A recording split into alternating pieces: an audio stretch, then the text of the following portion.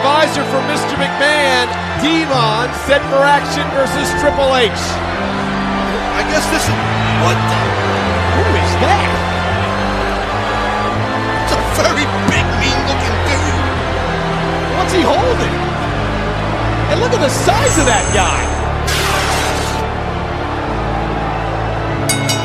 Following contest is scheduled for one fall. In the ring, weighing in at 242 pounds, is Mr. McMahon's spiritual advisor, Reverend Devon. You think this was the he that Devon and Mr. McMahon were talking about earlier on? Yeah, Mr. McMahon and Devon should have called him the It. The size of those arms. Dude's a freaky looking. What is that? He's holding on to the box like... Oh, brothers and sisters.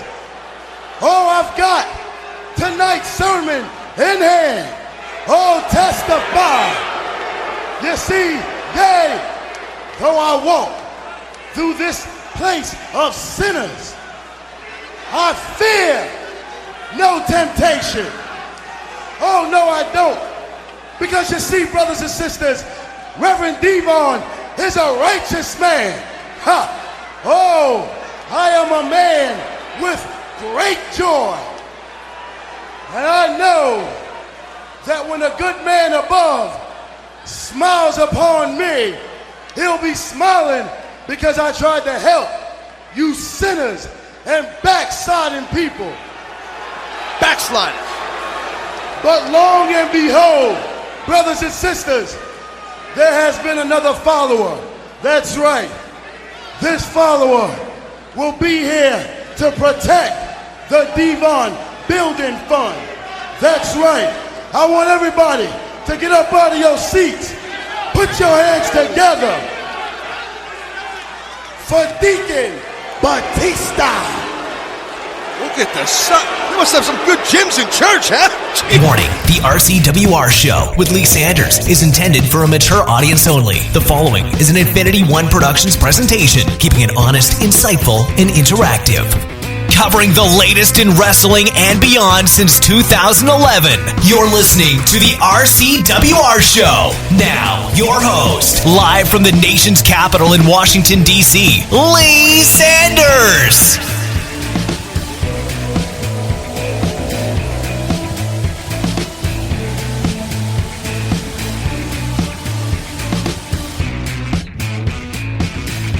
Yeah, what is up? Great to be back with you guys. I am, of course, the one and only Lee Sanders, and you are checking out an all-new The RCWR show coming at you this Tuesday night of May 9th, 2017. I'm coming on live on the air as there is 54 seconds left in the fourth quarter as the Houston Rockets are so far beating San Antonio Spurs 101-99. That's right, it is a 2-point lead only.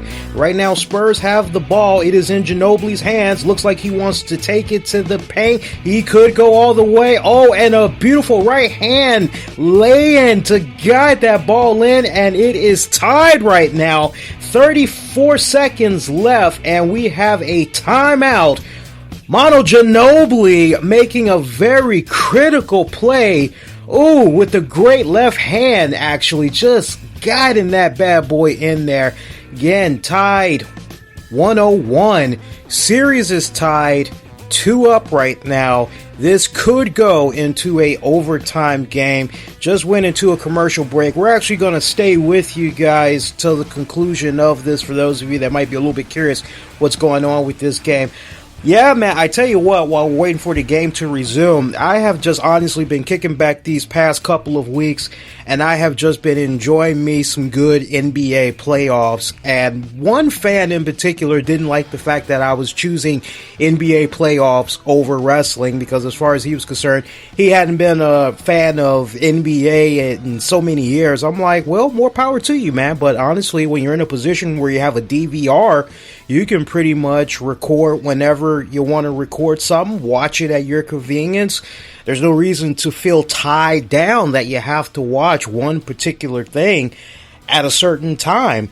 And honestly, when I heard the news that WWE was going back out there to London again, as always, it's pretty much pre-taped. So that gives them enough time to make necessary edits that they need to do and present it in any type of way that they want to try to present it to you at home. So for me, I'm always a little bit kind of, okay, it's not quite the same. You understand what I'm saying, folks? It doesn't have that live feel since you're not watching it in real time. To each its own. Game's back on now. Yeah, I tell you what, Coach Popovich was pretty pissed as this game was going into the end of the first half because it just really looked like the Spurs had this in control, but somehow they allowed the Rockets to come back into the series here.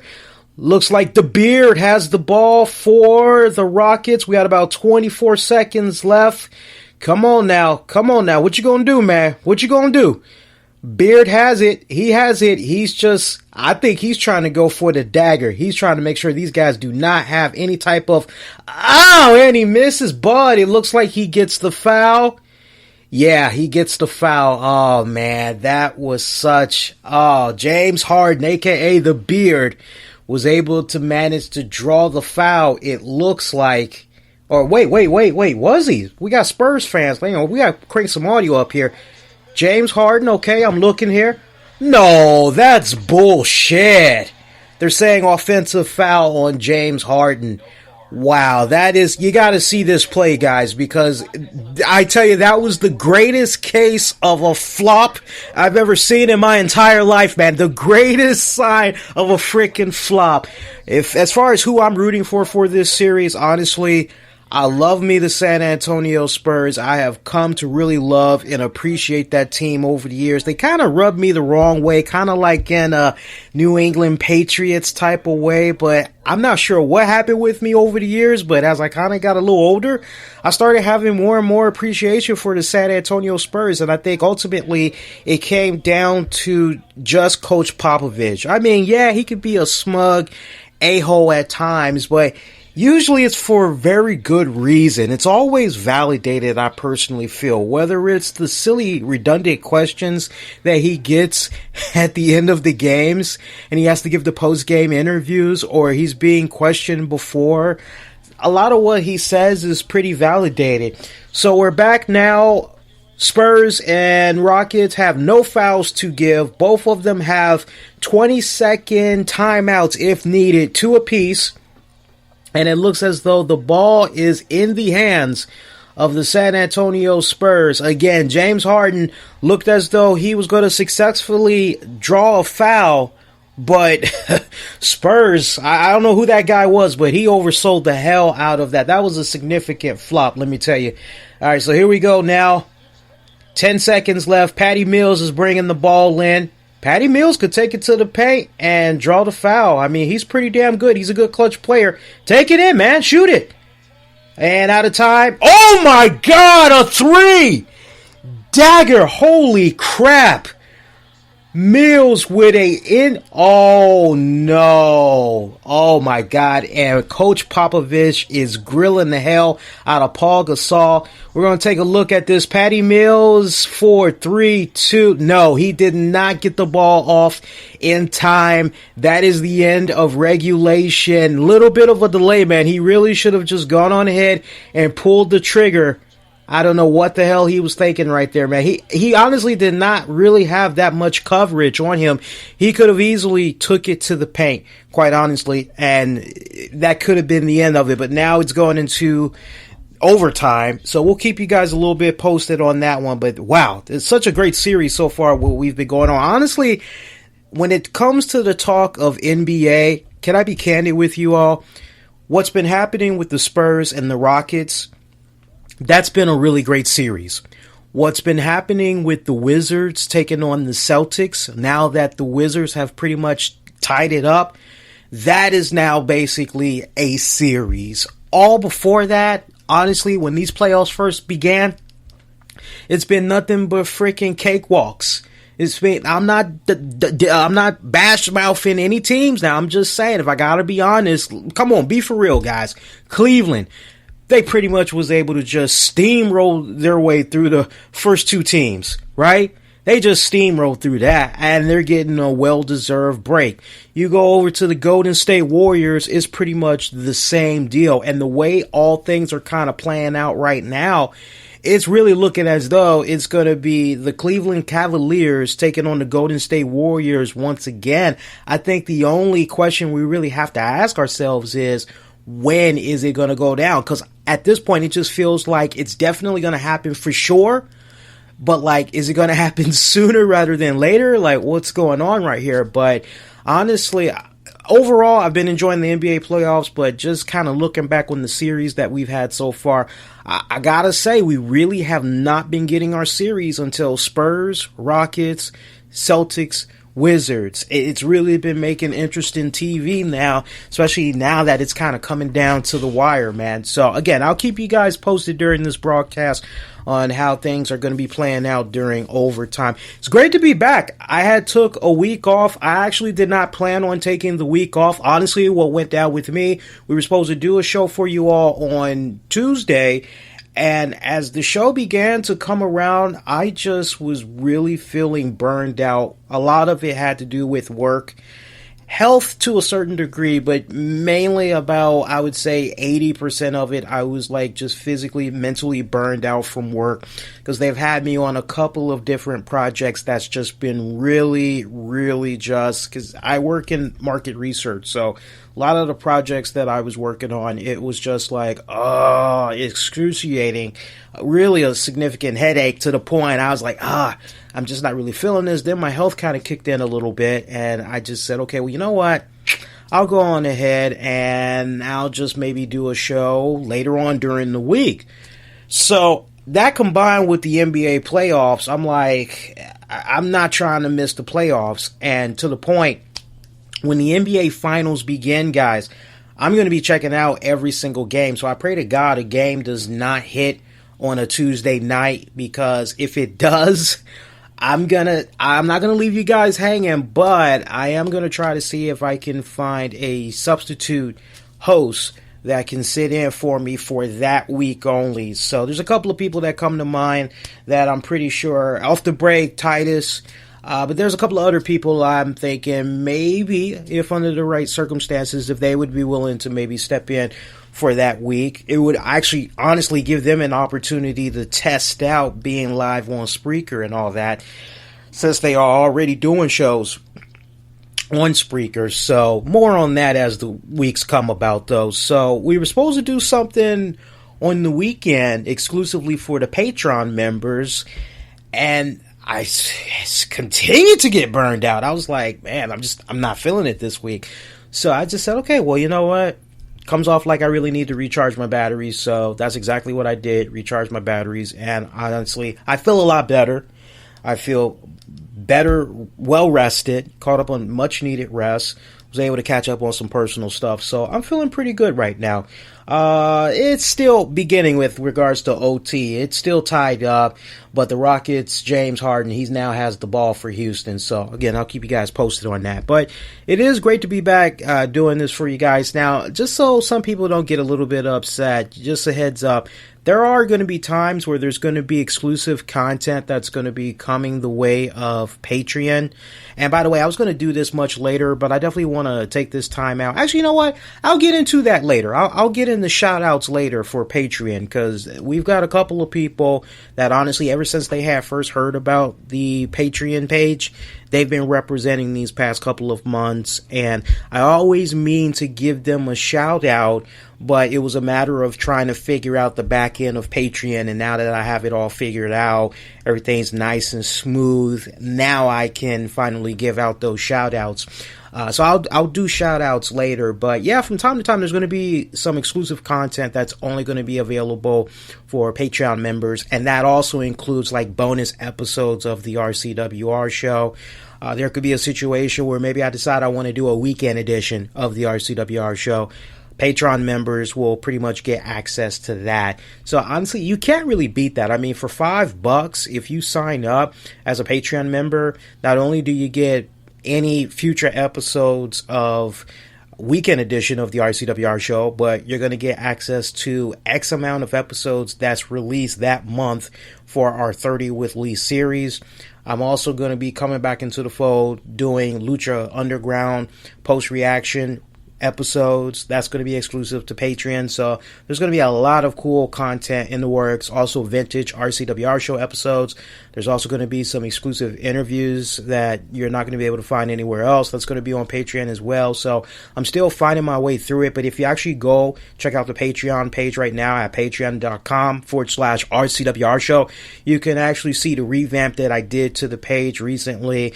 A more complete bio, really breaking down who I am, what I'm about, what the show is about, all that. So check it out, and more power to you. So a lot of stuff went down since last we were on the air. As you heard from the opening of tonight's show, I honestly couldn't think of a better way to open up the show than by playing that infamous audio of Batista's debut in the WWE, officially on the main roster on the SmackDown side of things. And I played that audio for a very significant reason, because yesterday, if I'm not mistaken, but just for the sake of the argument, we're just going to say this week in history, kind of. If you look at the timestamp of this particular week that we're in right now, in the month of May, it marked the 15th anniversary of Dave Batista's WWE debut. And everybody, I've told this story many times over the years, but I actually don't mind sharing this story with you all right now. I remember when the whole brand split went down, Bubba Ray was on Monday Night Raw, and Brother Devon became Reverend Devon, and he went on over to SmackDown. I know a lot of people, like, they just bashed the hell out of what Reverend Devon was doing. But me personally, I had no problem with his gimmick whatsoever. I thought it was hilarious. I enjoyed it. I thought it was really refreshing. And honestly, it was so easy of a transition, because he was always running around, "Oh, my brother, testify! Oh, my brother, testify!" He was always doing that. So for me, it was an easy transition to see him go from Team 3D to a Reverend, passing around a collection plate, all that. I thought it was badass. But to see Deacon Batista, Deacon Dave Batista, coming out, and he had this steel like big chain around his neck that basically went to a briefcase, a silver briefcase, and that basically was where Reverend Devon's donations were put in. And Deacon Batista would go around and he would just manhandle people out of getting money from them. It was hilarious. I think some of the people that he had hit up back then, they were plants. But you also had people that legitimately wanted to put money in there. So I just thought back then it was like so freaking hilarious. But I remember one of the first times, and I remember it as if it was yesterday, when Dave Batista made his debut on the SmackDown main roster with Reverend Devon. I was, as always, with my friends, with my best friend Ebony. I was with her now husband Braun, and we were with Ebony's younger brothers, and we were all just, and her older brother as well. And for the most part, like, we would always kick back and we would watch WWE programming together. We would watch everything that came about that whole week. Like, even on the weekends, Sunday Night Heat and all that, we pretty much were there for that as well. Of course, the pay-per-views, but we would always have a get-together whenever it came to the talk of WWE and something was about to come on. We knew what each other were doing, like, almost to the point, like, if we weren't home in front of the TV, we're, like, on the cell phone, "Dude, where are you? You know it's about to come on, right?" And I think around this time period, we actually had shared, me and Ebony and Brian, if I'm not mistaken, I believe we all had around that time shared an apartment together. We were still kind of fresh coming off of our college years and all that, and it was kind of like, what the hell, let's get a place together. Sure, why not? We get along pretty good. We gelled pretty well for the most part, so much so we ended up teaming up again when they went to go get a house after they got married many years later. But I remember when we all were sitting around in front of the TV and we took a look at Dave Batista. I told my friend straight up, I said, "Dude, look at that big motherfucker, man. Look at that dude.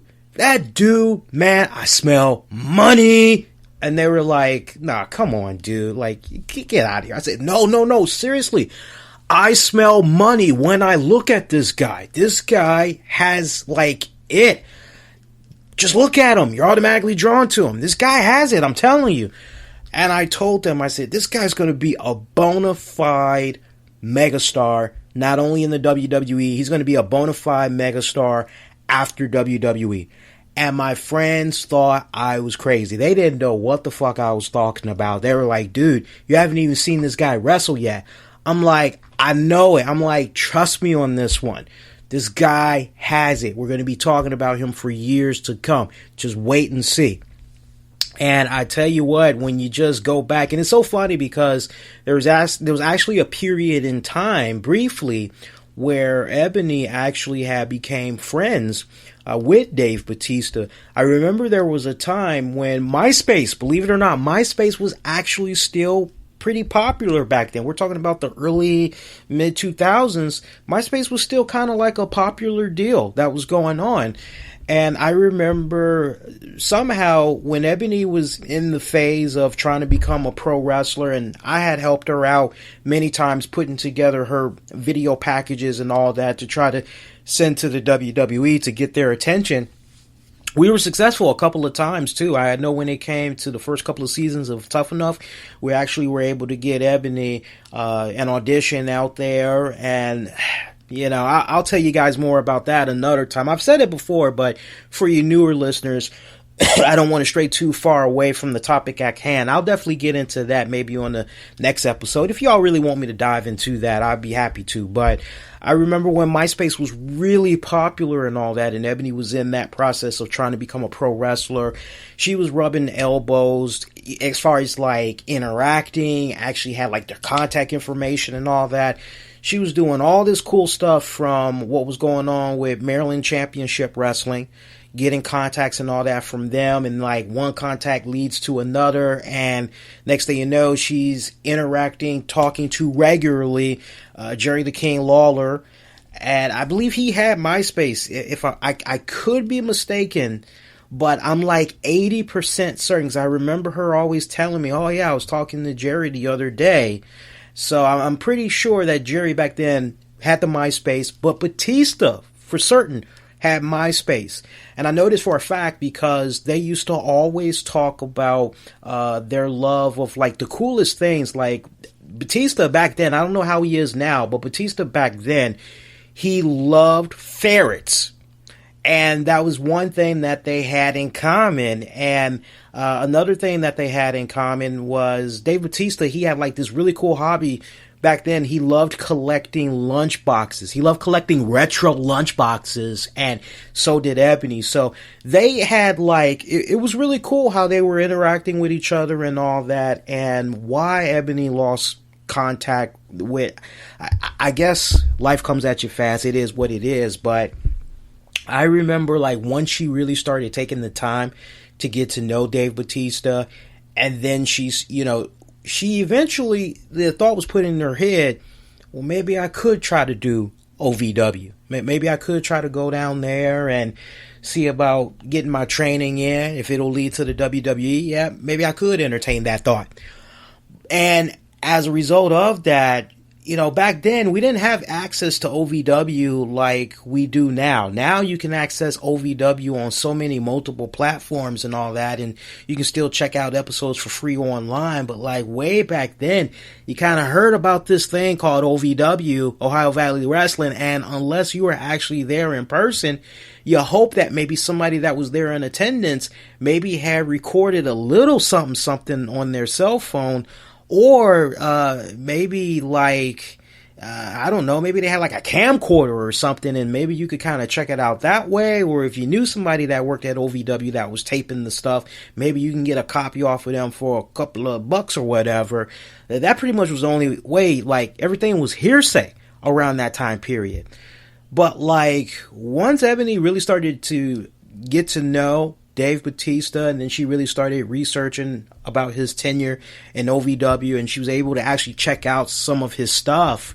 She came around. She joined me on the bandwagon. She's like, you're right about Dave Batista. It's like, this guy seeing what he was doing in OVW, and I think you're on to something, Lee. I think this guy is like, and I tell you, when I first looked at him on that SmackDown debut, I'm like, yeah, this guy's going to be a force with. And then you fast forward, you see what had went down when he joined Evolution, all that good jazz. Now, I know for our listeners that maybe are just tuning in, I had said at the very top I was going to keep you guys posted on this great series we got going on right now between the Houston Rockets and the San Antonio Spurs. We got about 15 seconds left in overtime. San Antonio Spurs are right now holding a 2-point lead over the Rockets, as right now it's 109 to 107. And right now we have for the Spurs Danny Green at the free throw line. He's made 15 points so far. Field goals, he's done about 5 out of 11, and he has missed his first out of 2 free throw shots at the line. Spurs fans are in disbelief right now that he missed this. I mean, these are some easy points right now. Easy points that could honestly put the nail in the coffin for this game. And luckily he makes the second shot. And it looks like right now Houston Rockets is taking another timeout. They're probably going to try to draw up some type of a blueprint for a 3-point play.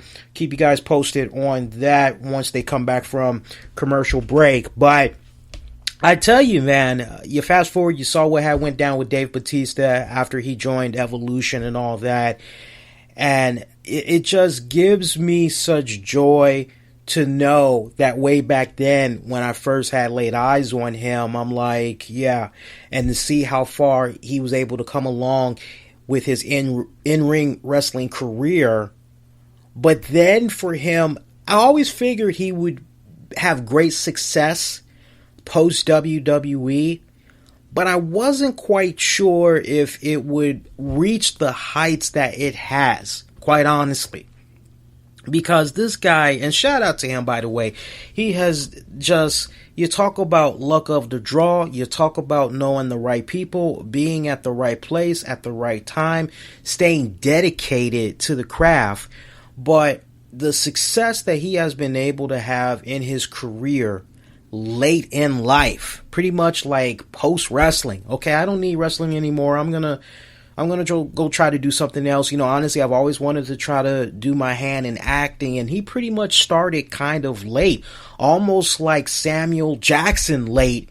But the projects that he has been able to take on, I mean, it has been a nice grinding, clawing at you will to put himself in the position that he's in now.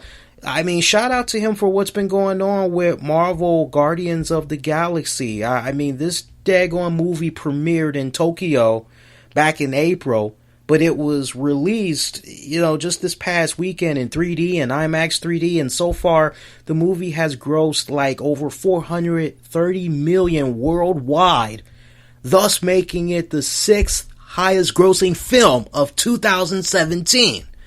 And as you all know, the first one, you know the story about the first one, but I'll get to that in a second. But you go to Guardians of the Galaxy Volume 2 right now, and it pretty much went into domestic theaters this past weekend, kicking off the summer box office.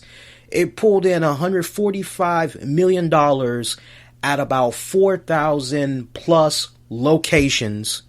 And breaking news, San Antonio's won in overtime, 110 to 107. I repeat, San Antonio Spurs won. They defeated the Houston Rockets 110 to 107. Spurs now lead the series 3-2 with an opportunity to close this out. I am not really sure when the next time these guys are going to be playing. I'll have to rely on you all for the next time they are going to be playing in the chat, or if you want to get at me on social media, you can at the RCWR Show. Facebook as well at same handle, the RCWR Show. So you see what's been going on with Guardians Volume 2. Like I said, it opened up at about 4,000 plus locations, pulled in about $145 million. And you know, honestly, it's going as projected, how much they were going to be raking in, because they originally had projected about $140 million, but I mean, this is actually pretty freaking good. So you got $100 million of those dollars coming from international sales, and then you got like 106 million coming in during its first weekend. That's like 58% of overseas territories. So, I mean, that's really, really strong, especially considering how the first Guardians had did back in 2014 when it was like untested, when it was like not an established commodity. You know, when a lot of people were kind of like, I'm not really sure what to make about this movie, but like they go, they see it, word of mouth, it spreads like wildfire, just like with what went down with Deadpool, right? And you see that movie opened up to about 94 million domestically, a little bit below Disney Marvel standards, but because of the word of mouth, that film had brought in like a total of 333 million domestically, and it did about 440 million overseas. So I mean, and Dave Batista has been part of all of this great success. I'm not going to put everything entirely on him, but anybody that has been a true fan of the Marvel Guardians of the Galaxy, characters from the Marvel Universe over the years, like, this is like the best adaptation of the Drax character. It's like Dave Batista was made perfectly for this role. And for him to have the great bona fide success that he has been able to have in Hollywood, I commend the guy, because honestly, his career right now, I just kind of feel is shining even brighter than what he had did in wrestling. I mean, to each its own. But if that isn't a big wake-up call to you all out there, myself included, that anything is possible if you believe in hard work, dedicate your time, and don't just settle. Always try to excel. Always try to reach for those heights. Anything is truly possible if you put your mind to it. If you say can't, you have already admitted defeat, right? And that's not a good way to go about life. So I commend him for the great success that he's been having. And I thought it was kind of interesting that Vince McMahon had put out a tweet to him, and basically he congratulated him on the 15th anniversary. He basically had said to him, hey, congrats, 15 years, blah, blah, blah. But I like how Dave Batista came right back and responded to him. He pretty much said, I still have a fuck ton of unleashing left in me. Thanks for showing me the world boss, hashtag dream chaser. So I thought that was really cool how he said that. And, it just kind of brings up a couple of different things in my mind. Because, look, we can all be honest. When Dave Batista made his latest return to the WWE, that went over like a wet fart. We all can be in total agreement of that. I mean, I was right here on this very show. I remember when the promos had came about, hyping up Dave Batista's return. I was excited. I never thought I'd see Dave Batista in a WWE ring again, especially with how vocal he was over the years, his disdain over what was going on with the current WWE product.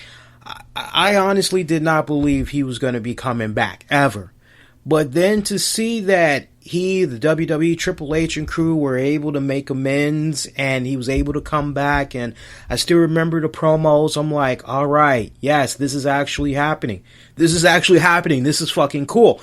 And he comes back. I'm so excited. But then to see how he was utilized, that I was not feeling, especially when fans were so high on the Daniel Bryan bandwagon at that point. I was here on this very show and I had said multiple times to you all that as far as a Dave Batista returning to the WWE, honestly, the way that it should have went down, it should have occurred the night after WrestleMania. That's when everybody's coming to the TV. Everybody's trying to see what's going down. They want to know what it is, because a lot of people feel that the Raw after WrestleMania is the real show. It kind of feels like WrestleMania all over again, because it's crazy, the Raw after WrestleMania. And I always kind of felt that Dave Batista should have been held off at least until then.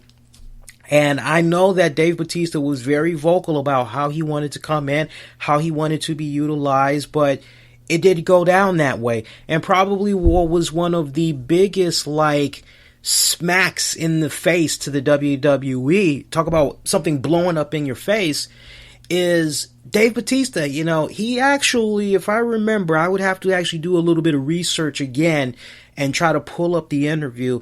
But I do recall him saying something along the lines of, like, while he was back with the WWE, he would love to be in a position where, like, he can put over the WWE while he's doing his thing, promoting Marvel Guardians of the Galaxy. I'm talking about the first film. And honestly, I thought, realistically, for me, when Dave Batista came back, the track record that Marvel was having with their movies, with Iron Man, with the Avengers, I'm going, and then you look at what they were doing successfully with the Netflix series like Daredevil, Luke Cage, I'm saying to myself, man, if WWE is smart, they better capitalize off of Dave Batista being back in the WWE and honestly try to put the belt on him and let it be some type of a scenario where, like, he can go run off with that WWE title, put them over while also promoting the hell out of Marvel Guardians of the Galaxy. I thought that would have been great cross-brand promoting, honestly. To the point, like, if it really would have went well, maybe you could have had the entire cast of Marvels of Galaxy, or at least half of them, show up and host an episode of Monday Night Raw. But for whatever reason, I'm not sure if maybe it was because certain powers in the WWE felt that, yeah, he's got this little Marvel movie thing going on, whatever, that thing's not gonna, whatever, that's, what, come on, seriously? They like totally fucked that up. They totally just, they fucked that up, without a shadow of doubt. And you would think that after the great success that Dave had for Marvel's Guardians of the Galaxy, that would make WWE say, man, you know what? Now more than ever, we for sure need to try to capitalize on what Dave was able to do by partnering up with these guys and doing this. You know, maybe he's kind of on to something. Maybe we should kind of listen to him and pick his brain a little bit. But that's how it is in the WWE, at least the impression you're given from an outside perspective. It's like, hey, here's this good thing you got going on right here. Like, you really need to capitalize on this. You really should. I'm telling you, you want to get on this. This thing's about to be hot. You can get in on it from the early stages. You can get in from the floor up, man. I'm telling you, because when it explodes, it's going to be on fire. And they didn't jump on that. And I was very disappointed with how they handled his run with the company. That, honestly, Dave Batista, so frustrated. He's like, I'm done. What's this contract I got with the WWE right now? He was contracted to work with them, continue to work with them, I think, all the way up to WrestleMania of 2016. So WrestleMania 32. And he's like, no, bump this. I'm out. I'm not doing it. I'm not working. No, forget this. You guys ain't utilizing me properly. Forget this. And I just always kind of felt like that, for me, a weak last run in the WWE, I would love to see Dave Batista come back and have one good, strong hurrah in the WWE before he's done. And to the point, he recently was a guest on Talk Is Jericho. Shout out to Chris Jericho, by the way, because he's going to be doing his thing with Fozzy. I saw the new Fozzy song that had debuted not too long ago. I love it, man. It's a really cool song. I really love it. I tell you, I can't wait to see them on tour. I had the opportunity to try to see them on tour. I think it was maybe almost 2 years ago, whenever their last album had dropped. And anybody that remembers the promotion that they did, they basically were like, hey, if you go to Best Buy and you actually buy our album, let us know and we'll actually give you a follow. And I'm kind of going, whatever, they're not gonna. But I did it for giggles. I'm like, okay, let me see something here. And I actually had went, because I wanted to get the music anyway, right? So I go get the music, because I fuck with all of Fozzie's albums. Like, I even have their this album is a true gem. If you're able to grab it. It's a straight up Fozzy instrumental album, and that shit is awesome. Rich Ward did like some of his finest guitar work on this instrumental joint, laying down backings and all that for many sporadic albums over the years, but it was a good instrumental album. And I get it from Best Buy, and sure enough, they give me a follow. I'm like, oh, hey, all right, cool. But yeah, the Judas song, loved it. That was a really, go research that when you guys get in a moment if you haven't heard that song yet. It's pretty awesome. But yeah, he did Talk Is Jericho podcast, and he said some pretty interesting things with regards to wanting one last hoorah in the WWE. And I just want to read to you guys just a couple of key points from that interview. So he basically told Jericho there's nothing like it. Jericho knows how it is. Just that adrenaline rush that goes along with it. What I don't miss is the company, to be honest with you. I don't miss WWE. I miss wrestling. I just don't miss dealing with the company and its bullshit. Yeah, the bullshit, man. It's just too much bullshit. And he admitted that he talked to Triple H and Vince McMahon on numerous occasions about returning to the WWE, but the talk hasn't gone anywhere. To the point, he said, and I quote, "I've asked to come back. I've asked for what I want.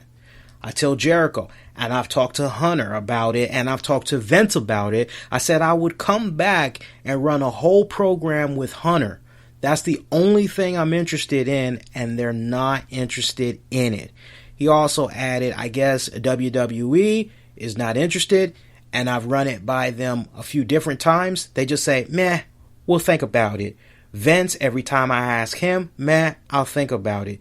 And he indicated that he would like to do a program with Triple H, and that is all he's interested in doing, as it would be his final run in pro wrestling. He said, at this point, because it would be like my retirement thing, it'd be what I go out on. I'd come back and I'd do it. I would do a whole program and I'd be done. But that's how I'd want to go out, because we have such a history together and there's so much history built in. There's an easy story to be told, and I think people would get into it and they'd like it. And Hunter, he's just awesome to work with. He had also professed that he has grown tired of asking to be figured into WWE's future plans. Pretty much saying, I've asked, but now it's at a point where I'm tired of asking. The last time I talked to Vince, it was a while ago, and I said, if we say we're going to do it, I can put it on my calendar, but now my calendar fills up pretty quickly, like I'm already booked for the next year and a half, so my window is getting smaller. I'm not getting any younger, but see, I don't know if it'll ever happen. That be the way I want to go out. And you know what? Honestly, there is nothing wrong with that. I mean, he pretty much let it be known. He is not interested in working with up-and-comers. I know, right? It would be awesome to maybe see him and a Braun Strowman, or him and a Roman Reigns, or I'm not saying I personally would love to see any of those matchups, although the Braun Strowman kind of gets out at me a little bit, but just I won't say dream matches, but the potential matchups that you can do with some of the up-and-coming talent that's there right now, he's already let it be known. I'm not interested in doing any of those things, and I can understand where he's coming from, because honestly, you look at the landscape of the roster as it is standing right now, and it's some really great talent that's on the roster, to the point you really don't need a guy like a Batista to come on in and work with a Baron Corbin or a Braun Strowman or a Roman. You really don't need him. So I understand where he's coming from. And quite honestly, it would almost be like Batista repeating history for a second time. He pretty much did the deed in putting over Daniel Bryan. Now, granted, Daniel Bryan wasn't exactly an up-and-coming dude, let's be very honest, but as far as trying to make sure that he did his part in solidifying Daniel Bryan's placement as a main eventer for the WWE, he did his part respectfully. But no, I can understand where he's coming from and not really trying to do the same thing twice. And he just wants to go in there, work with Triple H. Hey, look, when it's all said and done, anybody that remembers the rivalry between Triple H and Dave Batista from back in the heyday, they had like 3 consecutive pay-per-views that they did together. And Triple H put that dude over 3 times. And they made damn good money together off of those pay-per-views. If my memory recollects, now sometimes my memory ain't what it used to, but I definitely remember for a fact Triple H, Dave Batista, they had locked it up 3 times. And I remember paying attention to the pay-per-view buy rates back then, and they made some damn good money off of each other. Now, could they capture that lightning in the bottle once again?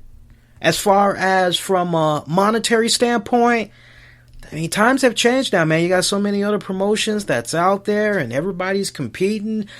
I can't really answer that question for you guys. But under the right circumstance, under the right type of build-up, there's definitely seeds that's planted where you can revisit a Dave Batista Triple H program and just kind of look at the way how things ended between those guys.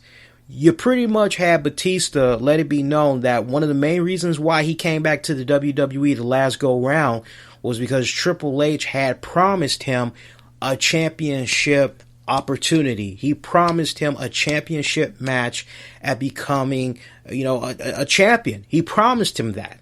And when he felt that Triple H really did not live up to that promise, having him do all these other runarounds, doing all this silly BS crap, from the moment that he won the Royal Rumble, remember?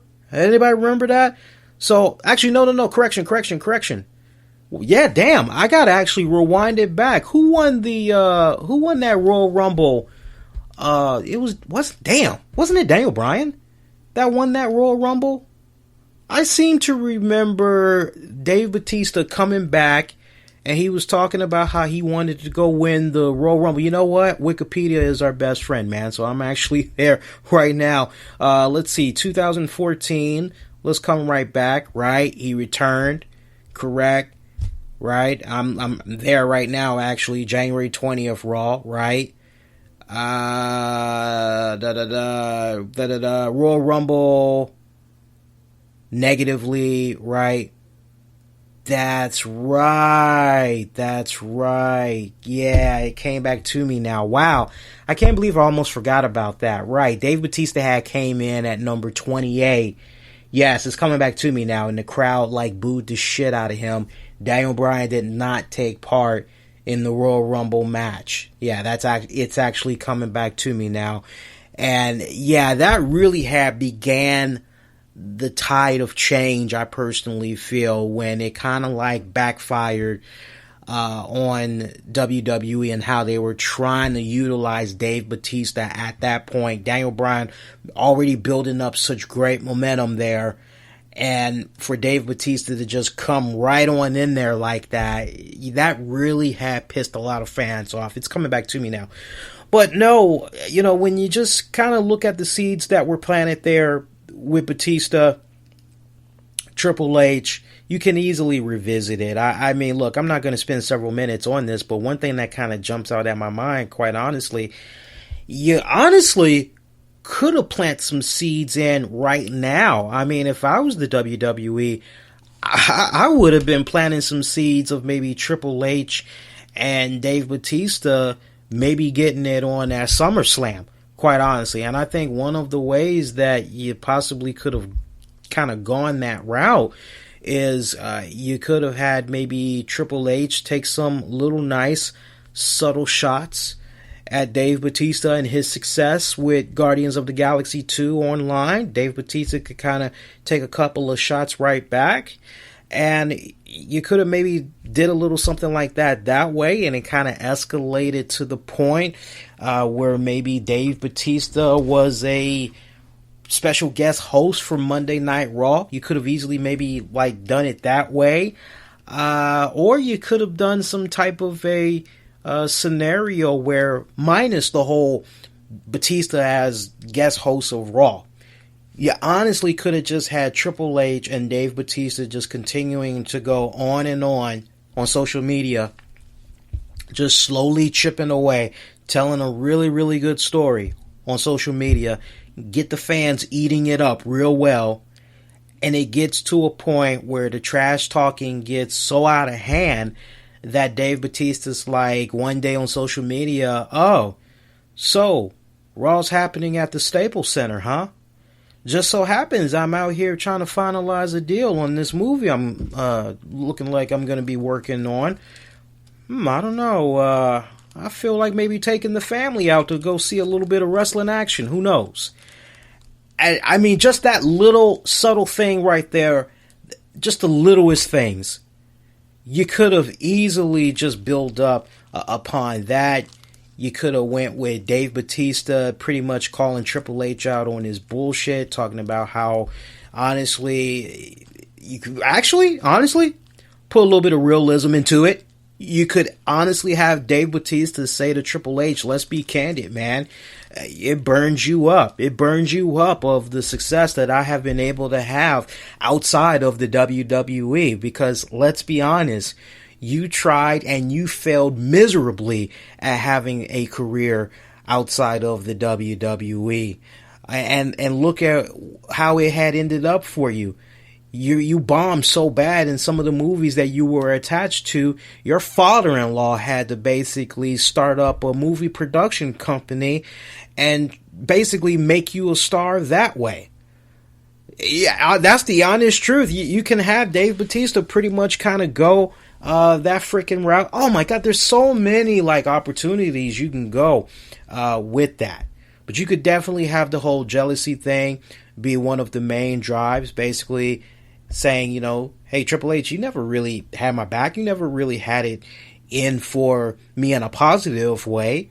Any potential way you could stick it to me, undermine me, now that you're in the position that you're in, I see how it is, man. You were never about evolution. You know, it was never about brotherhood. It was just all for one, none for anybody, right? You could easily go that route. So I hope he gets his wish. I hope after what we had saw with Bill Goldberg, I mean, dude is not getting any older.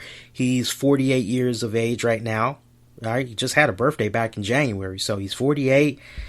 Still in some, you know, good phenomenal shape up and all that, but I hope it happens for him. I got my fingers crossed. We'll see how it plays out for him, but nothing but the very best. But I mean, hey, in the meantime, man, he's counting them fettuccinis to the bank with the great success that he's been having on whatchamacall. Yeah, you know, it might be kind of like a copycat of Rock versus Cena, Joe. But again, I'm just proposing one idea.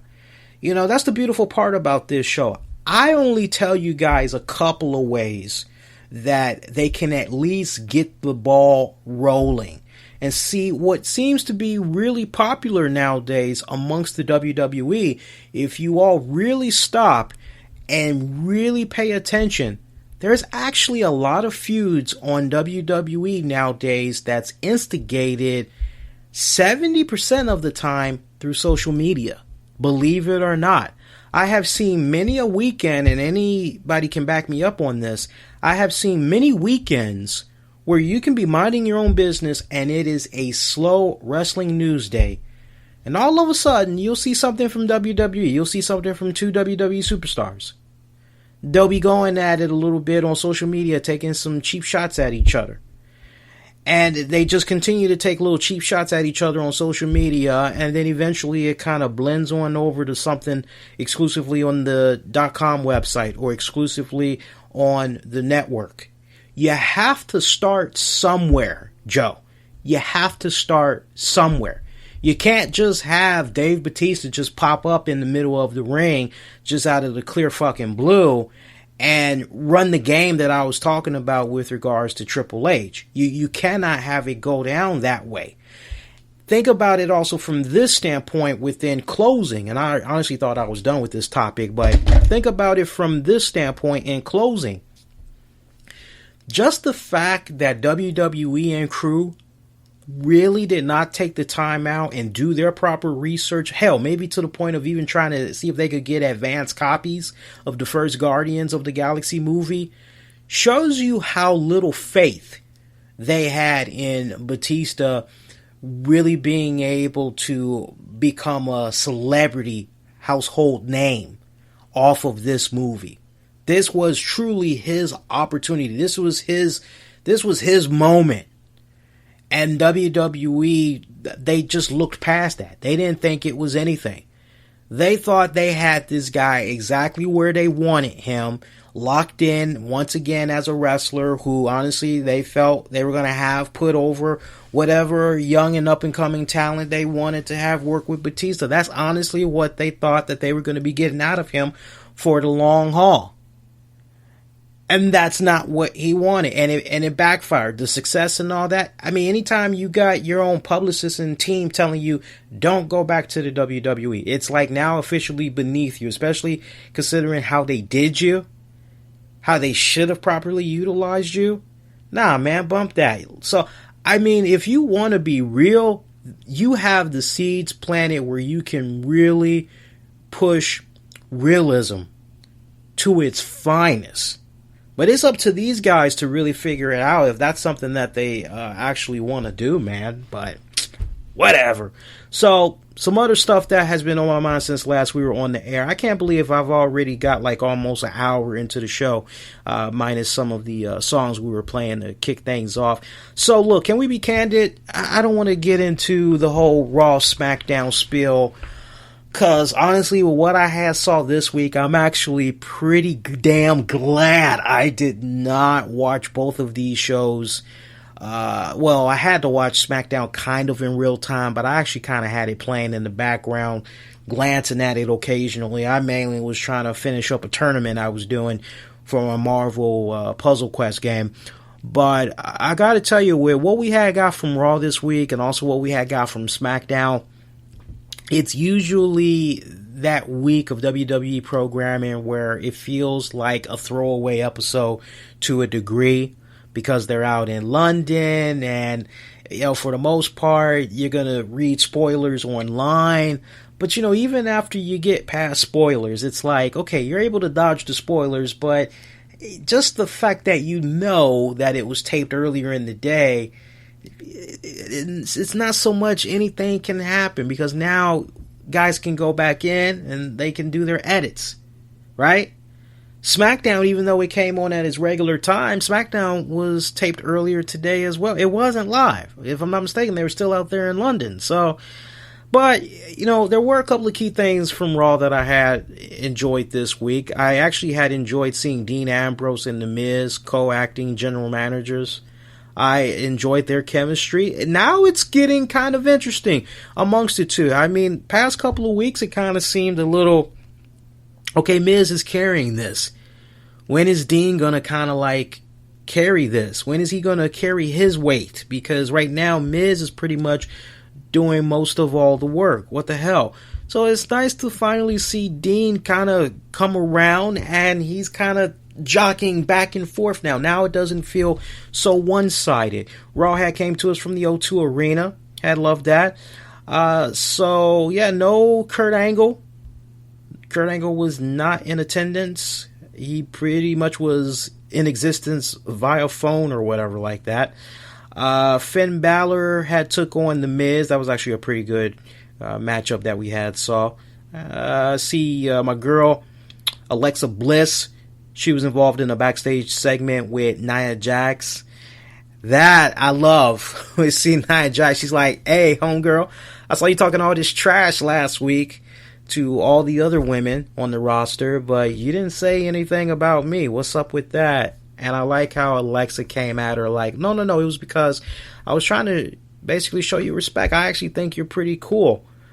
So I like how Nia Jax pretty much came right back. Well, okay. All right. Well, if you think I'm cool, you like me like that, maybe after you get done doing your thing in the ring tonight, you'll give me an opportunity at your belt. Give me a shot at that title. Give me a shot at that women's title. Alexa's like, I'd love to. I really would, but I don't make the matches, sadly. You know, that's something General Manager Kurt Angle has to do.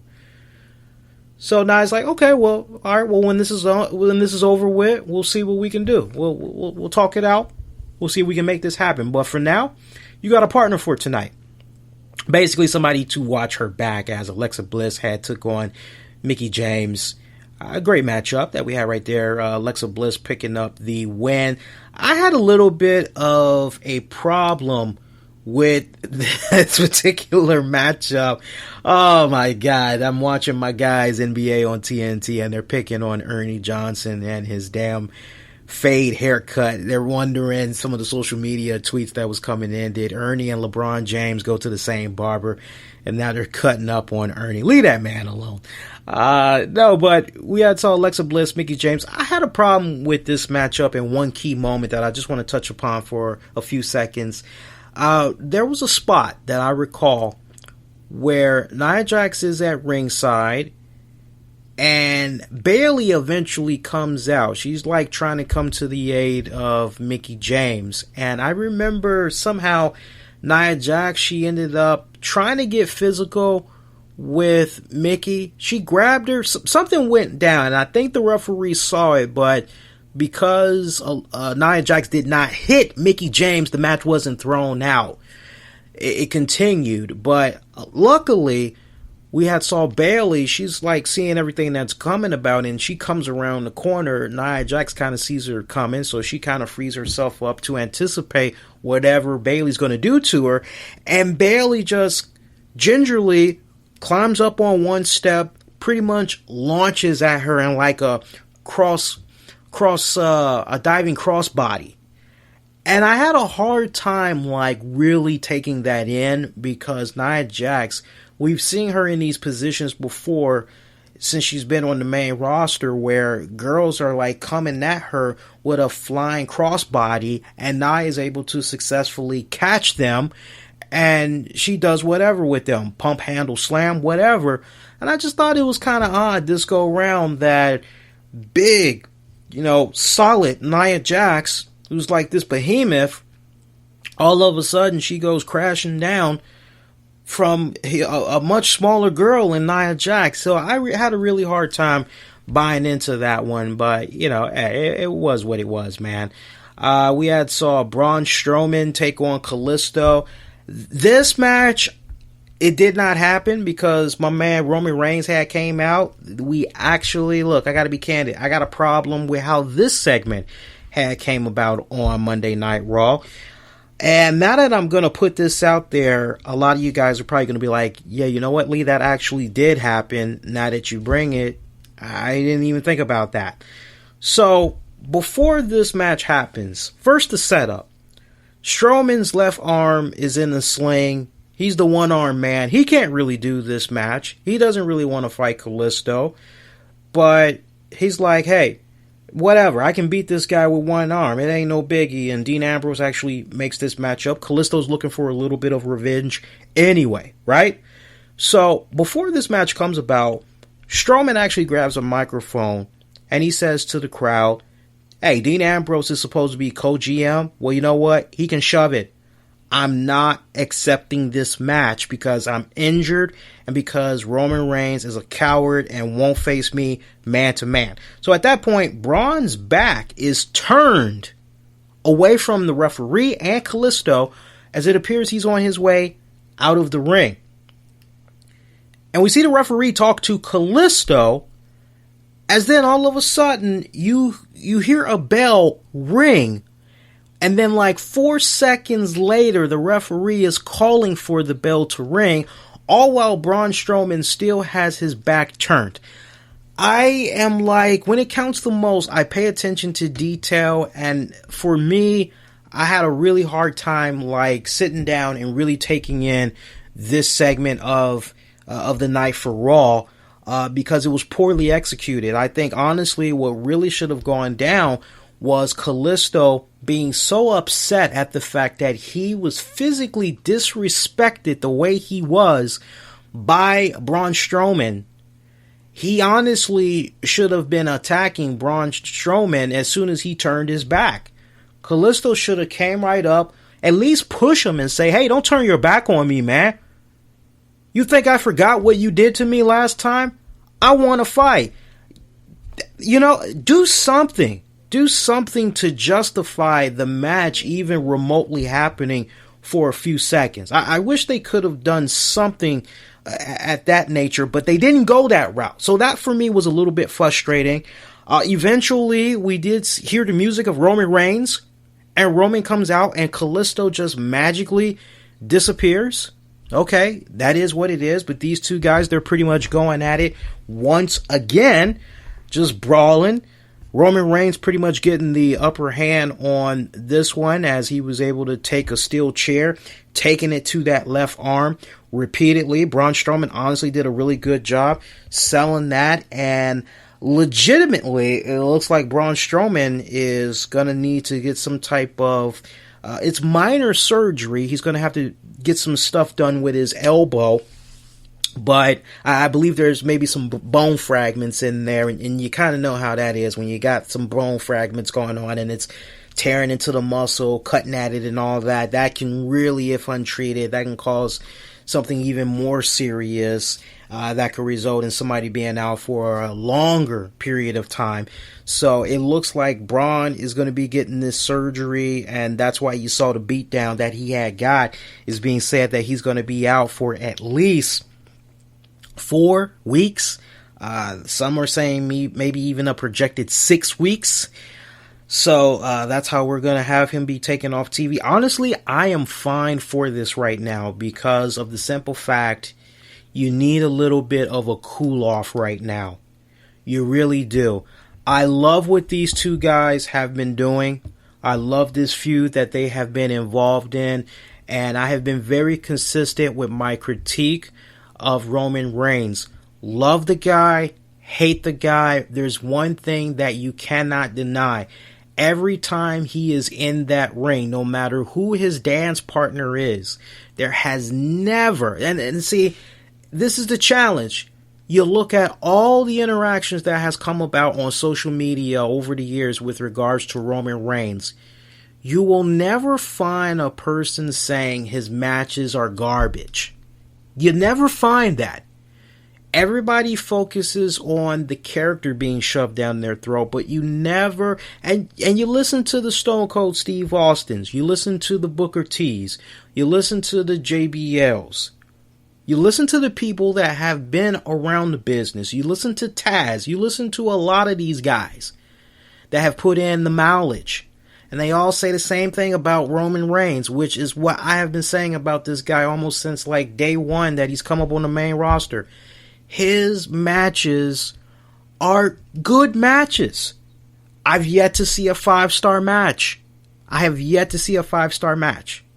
He, in my book, usually averages a 3.5 to 4-star matches. That is, typically 3.5. But with the right opponent, I have seen him a handful of times deliver consistently 4-star matches. Okay? And that says a lot. That says a lot about this guy. So, for me, what's going on with Braun Strowman, Roman Reigns right now, they need this cool-off period. Because it goes back to what I said to you guys a couple of weeks ago. They need a cool-off period. If, honestly, they can resume their feud maybe by like SummerSlam and pretty much put the bookend on it that way, that would be great. That would be phenomenal. Honestly, I'm not quite ready to see Roman Reigns in the title picture just yet. So if you're asking me straight up as far as like what would you do with him at SummerSlam, I said it a couple of weeks ago, I'll say it again. Roman, Braun, one last time, winner take all, let it go down at SummerSlam. I honestly would like the two men to be separated until then.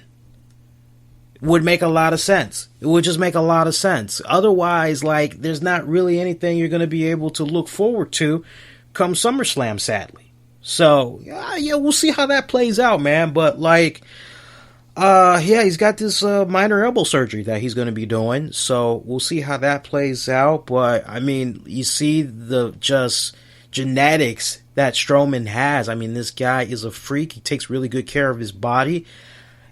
Honestly, good nutrition, good rehabbing. He could be back a lot sooner than that. So we'll see how that plays out. Other than that, some other things that kind of jumped out at me on Raw for this past week. I saw we had got the tag team turmoil. Enzo, Kaz, Sheamus, Cesaro, Slater, Rhino taking on Goldust, R-Truth, Gallows, Anderson. It was so-so. Nothing really too much to be tripping over.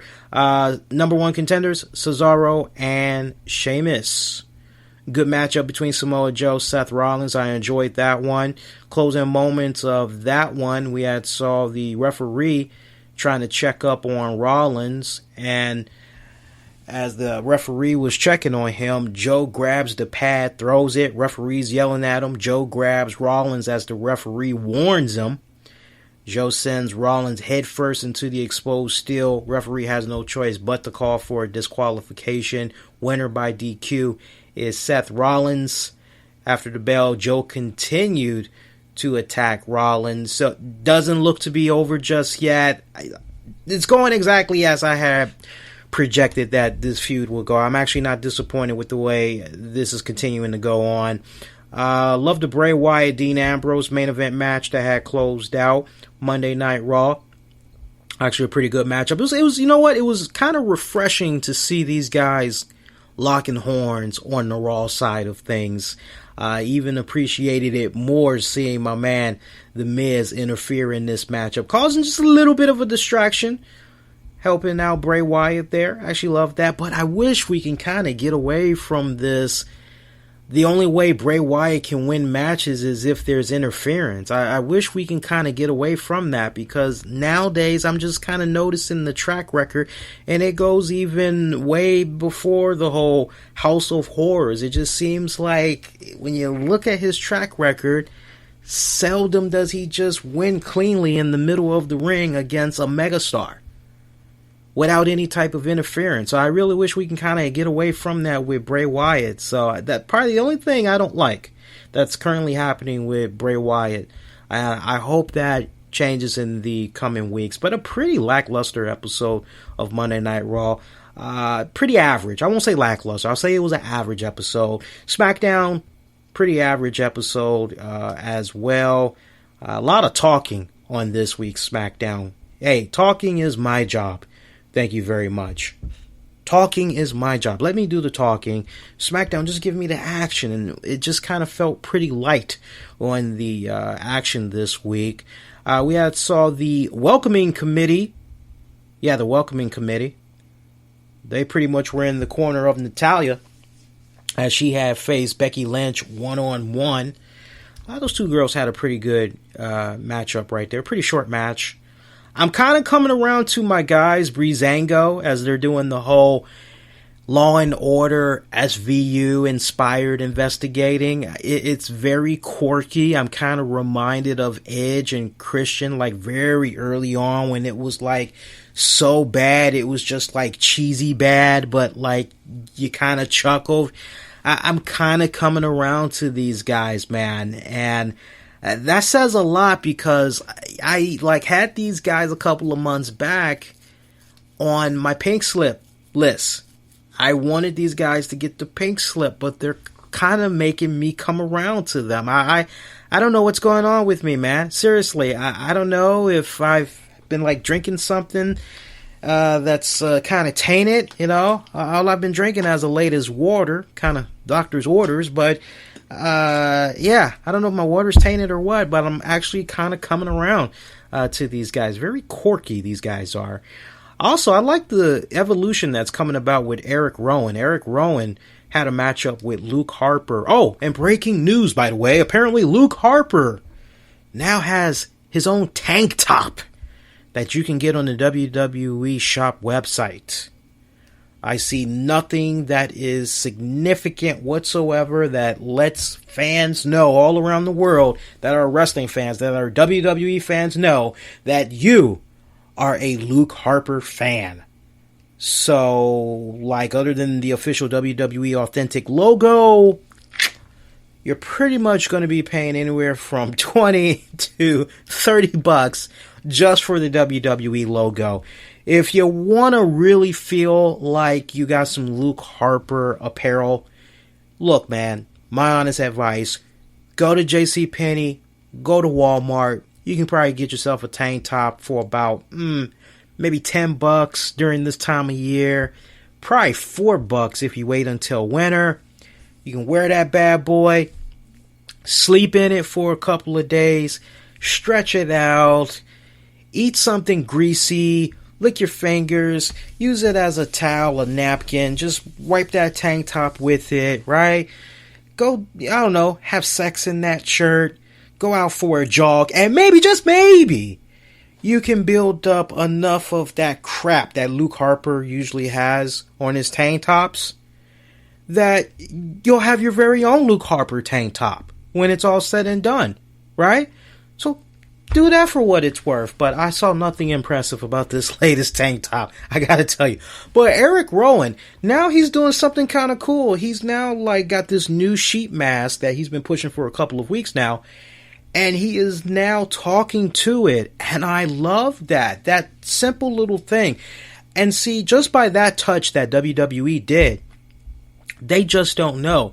They have opened up a new Pandora's box as far as rethinking the character of Eric Rowan. If they want to revamp this character in a new, unique way where officially they can now get him out of the whole Duke the Dumpster Drody outfit, they can now do that. Because the first thing I thought of when I saw this whole mask thing come about where he's talking to it, I'm going, damn, he's coming off like my man Scarface, the Batman character, where you have the ventriloquist who's talking to Scarface, the puppet. I'm going, wow, this is awesome.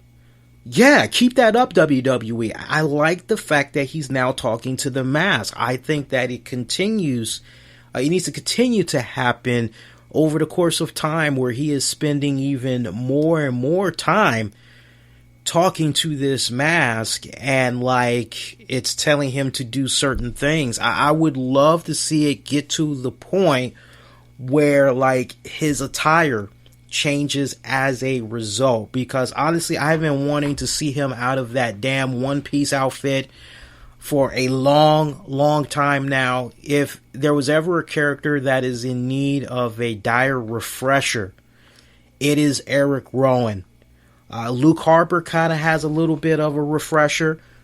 Bray Wyatt, to an extent, appearance-wise, has a little bit of a refresher. I think now it's kind of time that Eric Rowan gets a little bit of a slight refresher as well. But it has a lot of potential. I gotta say, I was like, of all the things that I noticed on SmackDown, that was kind of like, oh, that's a plus. I love seeing him, and I don't know, maybe he's been kind of doing it before, and I only just now noticed it, but it's kind of interesting what they had to do with that tonight. Keep it coming, WWE. Keep it coming.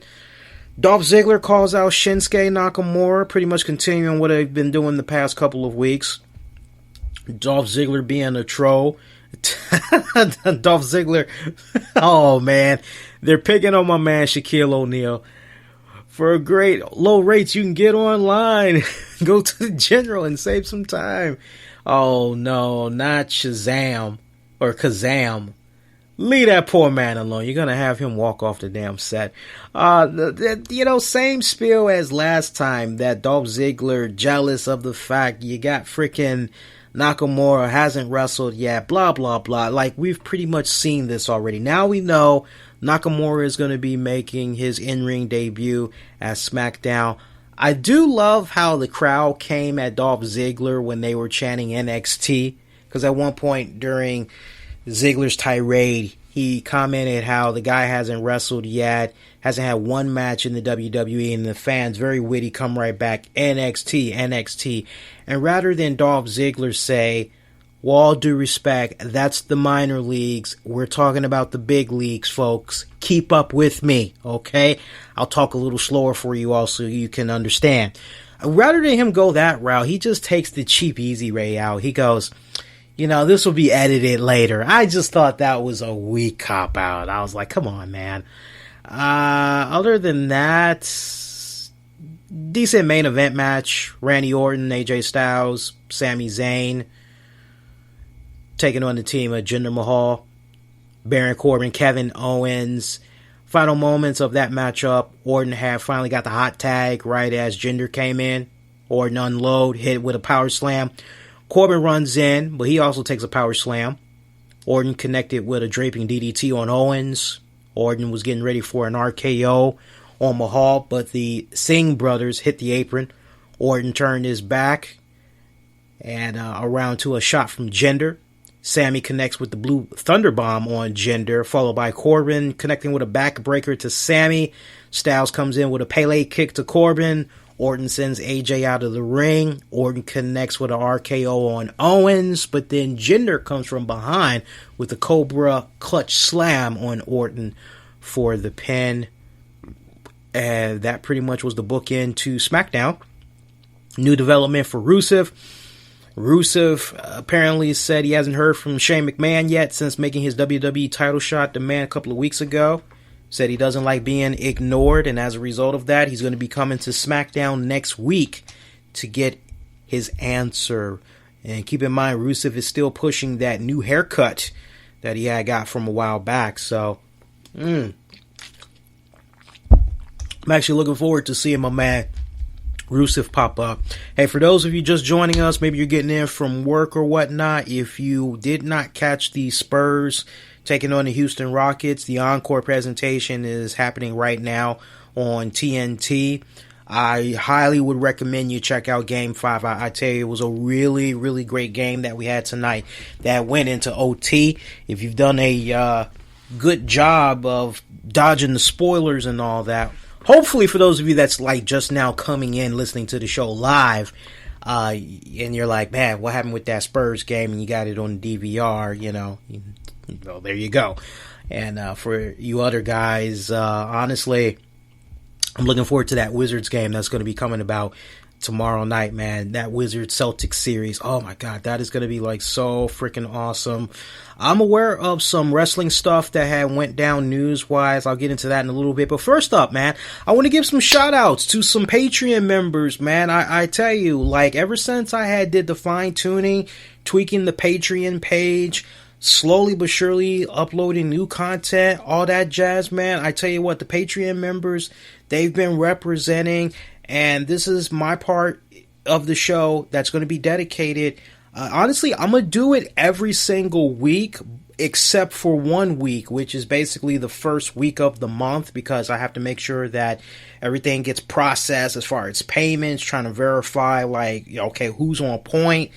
But usually during the second week of each month on till the end of the month, I give shout outs to the Patreon members. And let me tell you something, no matter how small the contribution is that you all have made to the Patreon page, I want you all to know that it is tremendously appreciated what you're able to give. And honestly, for that, I am forever grateful and very appreciative of you digging into your pockets and saying, hey, Lee, I fuck with you. I fuck with your show. I fuck with your content. Here you go, man. Keep it coming. Because like I said, we do really cool stuff on the Patreon page. 30 with Lee is now exclusive to there. I think maybe this weekend I'm probably going to be, because I really wasn't feeling that good last week. I think maybe this week I'll probably go see Guardians of the Galaxy 2. And if I do go see it, I will definitely set up something on Patreon. Just stay connected with me on social media. I'll give you guys a heads up. But on top of 30 with Lee, now regularly going there, which, by the way, we are beginning a new series. I did like part 1 a couple of weeks ago, where I'm taking a look at some of my favorite gangster films of all time. And I had kicked it off talking about Little Caesar. I'm not talking about the goddamn pizza either, man. I'm talking about the gangster flick, Little Caesar from 1931, starring one of my favorite actors of all time. Let's try that again. One of my favorite actors of all time, Edward G. Robinson. It happens, man. It's live on the air. Sometimes you just like get a brain fart, unfortunately. But yeah, I've been enjoying bringing back 30 with Lee, but there's also going to be like exclusive RCWR show episodes. So like from time to time, I will actually dust off a weekend edition. I am going to be, once Lucha Underground is back into effect, and it will be back into effect later this month, I'm actually going to be doing Lucha Underground reaction shows.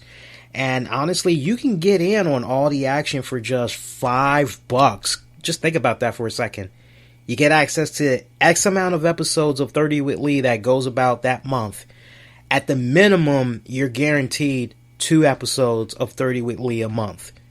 But we know, depending on the month, there could be some really cool movies in theaters. That means more 30 with Lee episodes that you all would get first dibs on, or it could just be a case where it's just exclusive to Patreon only. So you get that. You're going to get the Lucha Underground stuff, any bonus RCWR show, new episodes like Weekend Edition, you'll get access to that. You'll also get access to vintage RCWR show episodes. You'll also get access to exclusive interviews that'll just be, for like our Patreon members only. Breaking news will come about via Patreon as well, as far as like future guests, all that good jazz. So all that for $5 a month. You cannot really beat that. And what I'll probably do, just as like a introductory thing, I think when it comes time for Lucha Underground to like relaunch again, and we get ready to do the Lucha Underground post-reaction shows, I think probably what I'll do, I'll tweak the $1 pledge in a way where just for that month you'll be able to get access. And then, like, if you like it, then hopefully that'll make you say, okay, well, you know what, I want to kind of chip in $5 instead. But shout out to those that have been donating on Patreon for the past 2 months now. Same guys, man, pretty much as soon as they found out, they were there, man. And honestly, without these guys, I'm telling you, even though it's not much, just the fact that they did it, I got to tell you, it does have a positive domino effect in so many ways, especially as far as helping out with the cost of show expenses, especially as far as trying to get equipment ready for Awesome Con coverage. In case you guys had missed it or you're just now tuning in, I made the announcement a couple of weeks ago.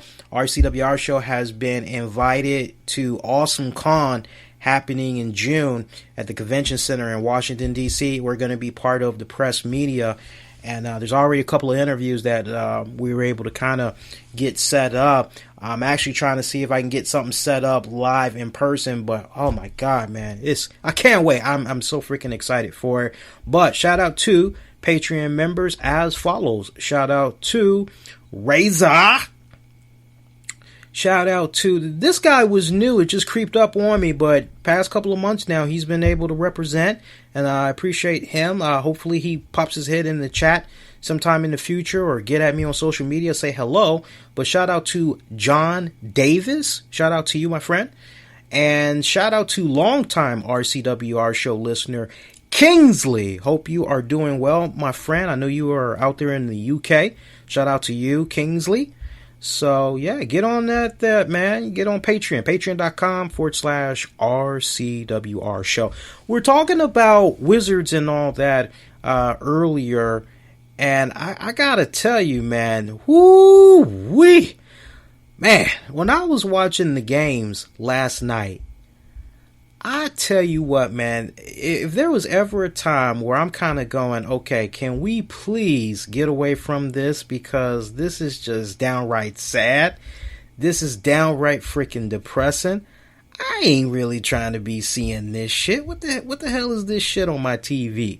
And if you guys don't know what I'm talking about, let me just really kind of set the story properly up for you all. Okay, so I forget which game. Well, there was only one game that was on last night, right, guys? Or was it 2 games? I can't really remember right now. But basically, what I'm talking about is Kevin Garnett. He invited 4 of his former teammates from the world champion 2008 Boston Celtics to join him on his Area 21 segment before TNT's broadcast of Game 4 between Golden State Warriors, Utah Jazz. So he had Paul Pierce, Rajon Rondo, Kendrick Perkins, and Glenn Big Baby Davis. Obviously, who was absent? The third member of the Celtics' Big Three, shooting guard Ray Allen. So, you see that, you're like, damn, the grudge is still going down? What the hell is up here? So on Monday night, the ex-Celtic members, they couldn't help but address the elephant in the room to discuss it. And it was a really, really great segment that I had enjoyed listening to. Like, honestly, the first half of it I enjoyed, but then as it just kind of went on and on and on, it was like a 6-minute segment. But when it, like I said, the first half was okay. But then I'm kind of kicking back and I'm going, wait a minute, man. Am I hearing a bunch of grown-ass men kind of sobbing a little bit? Am I hearing a bunch of grown men kind of being whiny little bitches because, like, some dude who decided he wanted to go take his talents elsewhere as a free agent, that was his right to do? He decided that he was going to execute that right. He was going to exercise that right. And I'm hearing people that's basically moaning and bitching about that. This is what I want to do for you all that had missed this, because this was just like, whoa. I actually want to play this clip for you guys. You all will actually probably, if you're into basketball, even remotely, and you just like drama, you all will actually appreciate this. Marinate on this clip. I'll come back in and I'll honestly just talk a little bit more candid about my thoughts about this whole thing and honestly how, like, this can totally be fucking squashed. But check this out. Let me load this up for you guys. You always you talk about how you're going to go into something or how you want to address something, and let's just go ahead and address this. Everybody's asking us. We getting the comments coming on Twitter. Shout out to everybody on Twitter, following us in the Area 21 and Facebook. You know what I'm saying? So everybody's asking us, where's Ray? People don't understand that this is real life for us. You know what I'm saying? And the situation with Ray is very sensitive. And I think that when we all talked about doing this reunion tour, we was talking about, guys that we consider loyal and part of this group. Just being honest, my 2 cents, man, when Ray decided to go to the Heat, I feel like he moved on. And he went to pursue another ring, and he got another ring. Shout to him. And that's it. It wasn't no other Wizards. It wasn't no other Spurs. It wasn't no other Heat. It wasn't nobody. It was all Celtics invited to this. If anybody got anything, just I'm going to just say this, Go ahead, bro. I was initially hurt by the whole way everything went down. Like, I don't have no beef with none of my teammates or nothing. I was just hurt on how it went down, how, we all came together. We talked about it. We talked every day. We hung out all the time. And then when it was time for, like, free agency, and to each his own. Free agency. If Perk wanted to go somewhere, if Rondo, that's a decision. That's cool. But I thought we formed a brotherhood here in Boston. We did. And just how we carried ourselves, not only on the court, but off the court.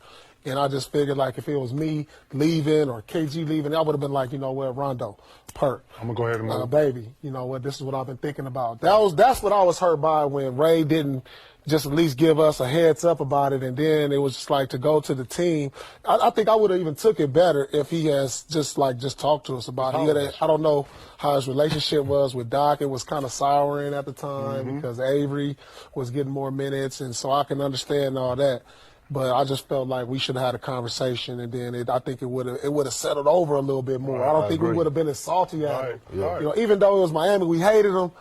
We hated Miami, and that was our rival. We going at it with them, LeBron, all them. So I just think if we had all just kind of talked about it, it would have been a little different than it is now. Now it's uncomfortable. I haven't talked to Ray in some years now, and it's different. Well, I just feel like with that situation, I just feel like it ain't what Ray did, it's how he did it. Right. And I feel like that's what caused the problem. You know what I mean? Like, at the end of the day, we all grown, we brothers, but we actually, it's not that we thought we formed a family. We did form a family. Absolutely. I mean, we all done shed tears together, talked about some of the deepest things. I'm talking about outside of basketball that the world don't know about. Right. I mean, and, you know, if you felt like you wanted to go that way and do it, I just think he could have handled it a different way.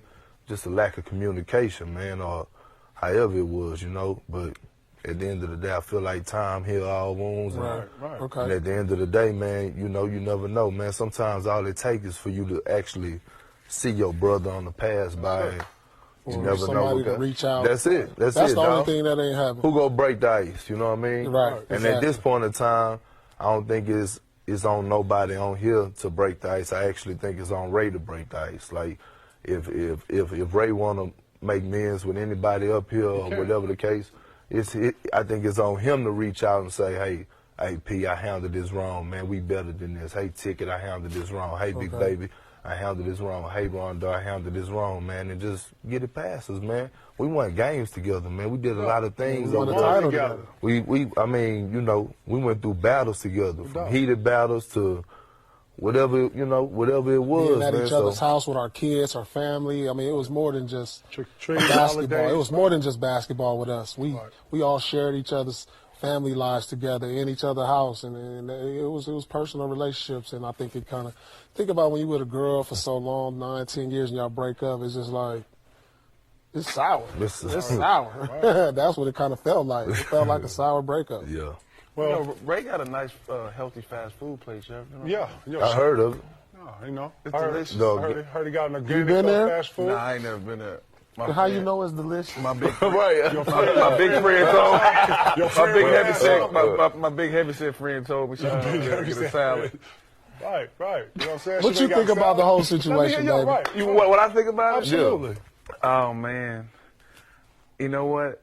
When you build a strong relationship with a group of guys, and it's bigger than self, meaning that the fact that it's bigger than self. What we did will always stick with us. You owe us at least, hey, bro, I'm out of here.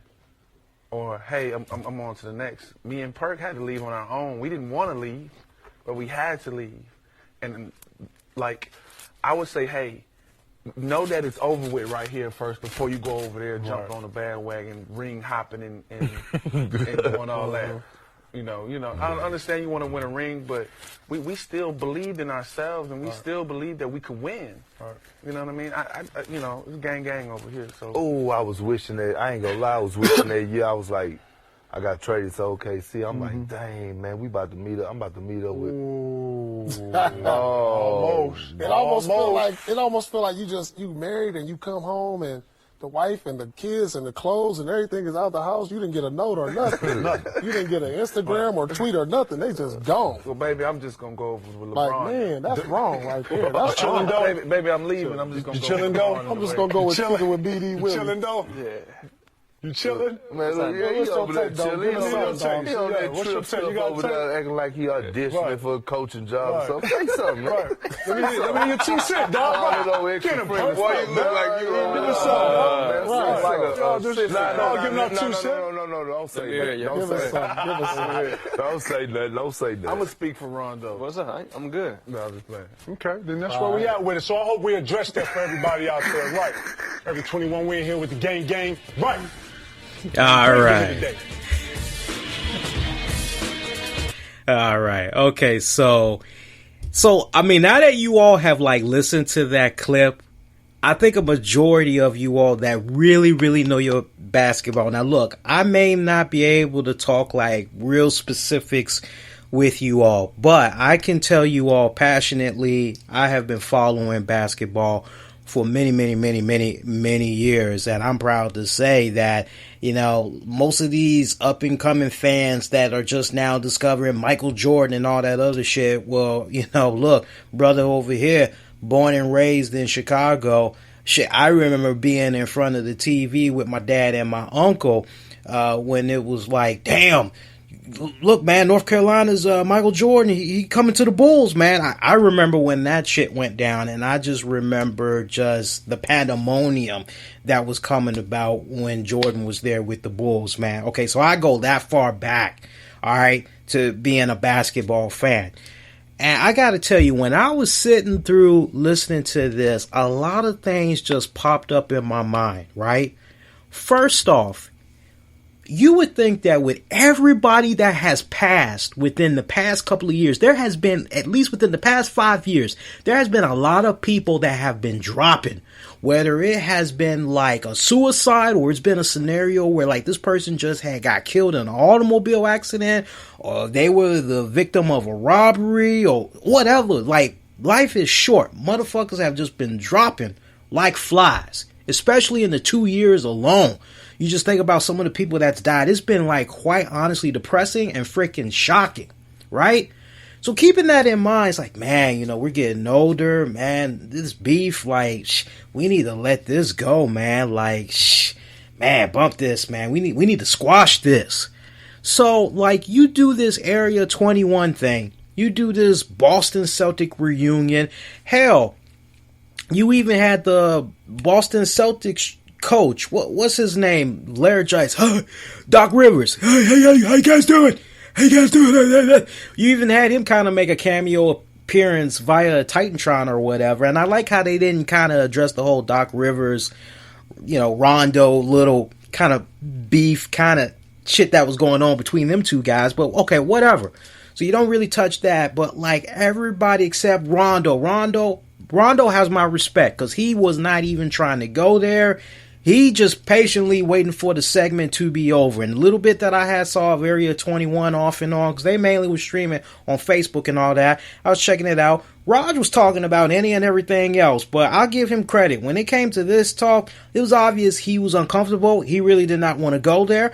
Okay, that's your right. If you don't want to talk about it, all right, no problem, man. But I thought it was pretty freaking funny that all these guys that's sitting here talking the shit that they talking about with Ray Allen, I find it interesting that they didn't bring up the fact that Boston was actually looking to trade Ray Allen all season long. He was completely disrespected by the Celtics, and he ultimately made them pay for it. And when you break it down, at the end of the day, Ray was basically the outcast in that group. He wasn't like KG. He damn sure didn't come off like Rondo. But at the same time, you know what? As a point guard, he wanted to be fed the ball a lot. But everybody that has had the opportunity to work with the man has all said the same thing. This guy is a true professional. He just wants to go out there. He wants to do what he's supposed to do what he's paid to do, and that's it. He keep it moving along. He is not about the bullshit. He is not about the bullshit. And to KG's point about it wasn't no other Wizards, it wasn't no other Heat, it wasn't no other, it was all Celtics invited to this. That's a load of BS. Like, okay, so Rondo is in the Bulls right now? Or how about when Kevin Garnett decided he didn't want to retire as a Timberwolf? Or how about Paul Pierce, who went to freaking, he went to the Clippers, he went to the Nets, he went to the Wizards. There ain't no other Wizards yet. Paul Pierce was a freaking Wizard at one point. Or are we just gonna like forget about that? Part of the reason Ray Allen left was because Rondo, to a degree, he was pretty young. He came off a little bit juvenile. But like these guys tripping over some stuff that had went down 7 years ago. You know, look, let's be honest. Let's really break this down. I'll give you a perfect scenario. You know what? I'm bringing this up to only draw a connection.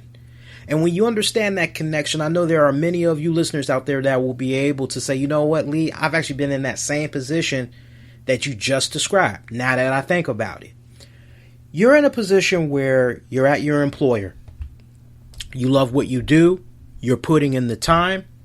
You're putting in the energy. They pay you pretty well, but you're looking for more opportunities to excel in the company. You want a promotion. You want better pay. And when you feel as though those needs are not being met, guess what you're going to do? You're going to say, okay, you know what? I'm going to do what I need to do. I'm going to go find some work elsewhere.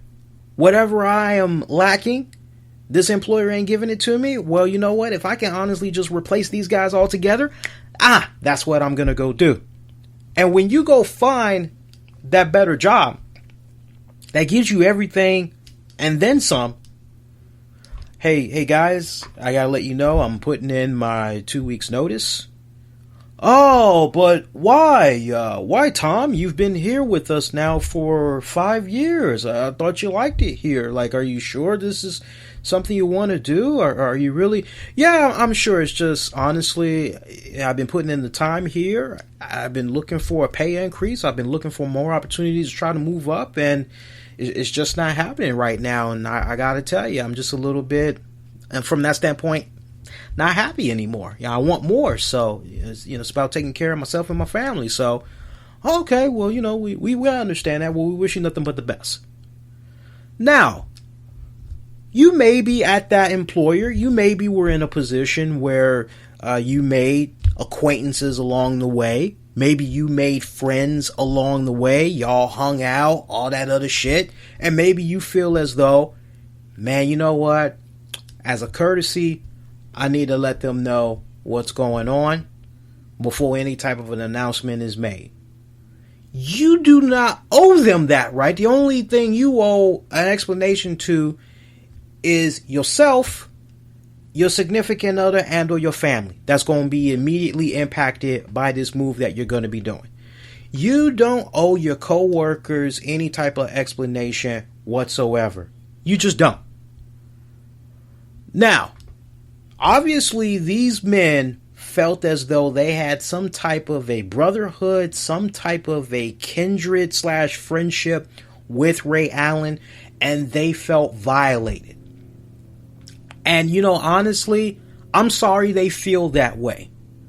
But they need to stop and think about their perspective, and they need to kind of maybe look at how things might have been going down from Ray Allen's perspective.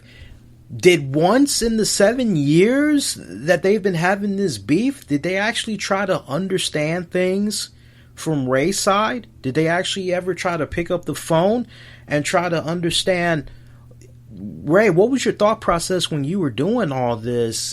Help us understand. And, at any time, did it ever, come up, drawn up upon you to maybe give us a heads up? And if not, how come? We're, just trying to understand. I thought we were friends. I thought, we were cool. But at least open up the dialogue. Now, at that point, if Ray Allen doesn't want to talk, this was a good example to finally squash whatever was going on. They should have extended the invitation to him. At least at that point, because see, everything that they said in this segment, it became non-void. Because the one thing that could have justified everything that they were saying was, hey, look, we tried to present Ray Allen with the opportunity to come on here for this reunion and honestly address some of the biggest elephants that's in the room, address some of this controversy that honestly has just been building up all these years, but he declined. Then it would have justified all these guys going into, minus Rondo, going into whatever they was going to be saying. But, come on, man. Seriously. What, were y'all intimate or something? Were y'all doing some stuff, behind closed doors after hours away from the women? Why y'all taking it that personal? He was a free agent. He was able to take his talents anywhere he wanted. Enough said. So, and I like how Ray Allen had came right back and he countered it. He pretty much had put up a Facebook post the very next day. And it was a picture of him when he was with Miami Heat. And he had the ball. And it looked like he was trying to bone pass Rondo. And if I'm not mistaken, the text, I'm trying to think. I think the text had read something like push past adversity. No. The text had read the power to push limits. So that was kind of like his nice little way to take a little shot at what had came about. I'm sure he probably heard about it. I'm sure his friends and family had sent that to him. And yeah, You don't owe anybody a damn thing. Look, let me tell you this fun story, and I'm going to be done with it. I remember I had this miserable job several years back. Now it's been about, how many years has it been since I've worked there? It's probably been about maybe 8 years since I had worked there. It was a miserable job. I was a cashier. I was working at this warehouse, and it was kind of like Costco and BJ's combined, but we catered to all the restaurants. So if you needed supplies of any type, we were the guys that you came to. You were able to buy them in really big bulk. And I remember that job was so freaking miserable. And like, all I did in a nutshell, I showed up for my shifts. I did what I was supposed to do. Clocked in, put in my 8, 9, sometimes 10 hours, rolled out. That's how I did it. And I had built a really good track record. Everybody came to respect me. I was known as Mr. Lee. Given how young I was back then, everybody called me Mr. Lee because I was acting like years ahead of my time. Just the way that I carried myself about. Very professional. And many times I was looking for opportunities for better pay. One opportunity I was looking for was to move up in the company. I was looking to become a supervisor. Hell, I was even looking to become the union labor representative for that respective warehouse. And I just kept getting nickel and dimed out of every single opportunity that was available. Honestly, I felt that there was a lot of favoritism that was going on by the warehouse manager. Different topic for another time. But that's it, putting a nice pretty ribbon around it in a nutshell. And I just got so freaking miserable.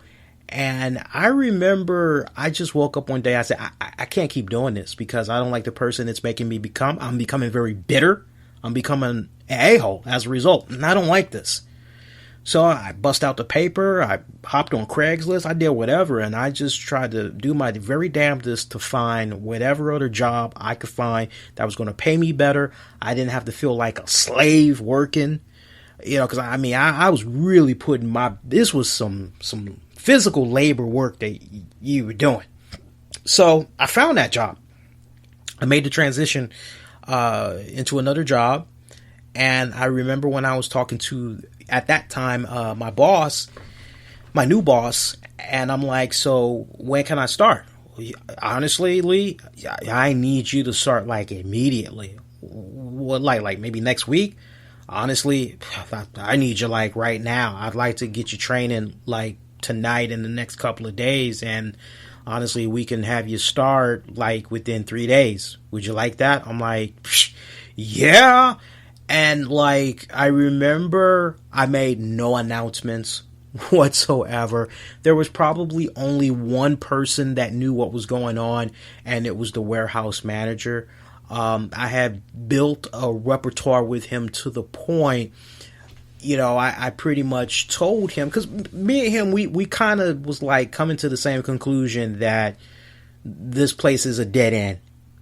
Like, it's good for what it is to serve its purpose, getting some quick money, but got to find something better. And I just remember telling him, I said, dude, I may have this job, and honestly, if I do, I might be done this week. I'm not really sure.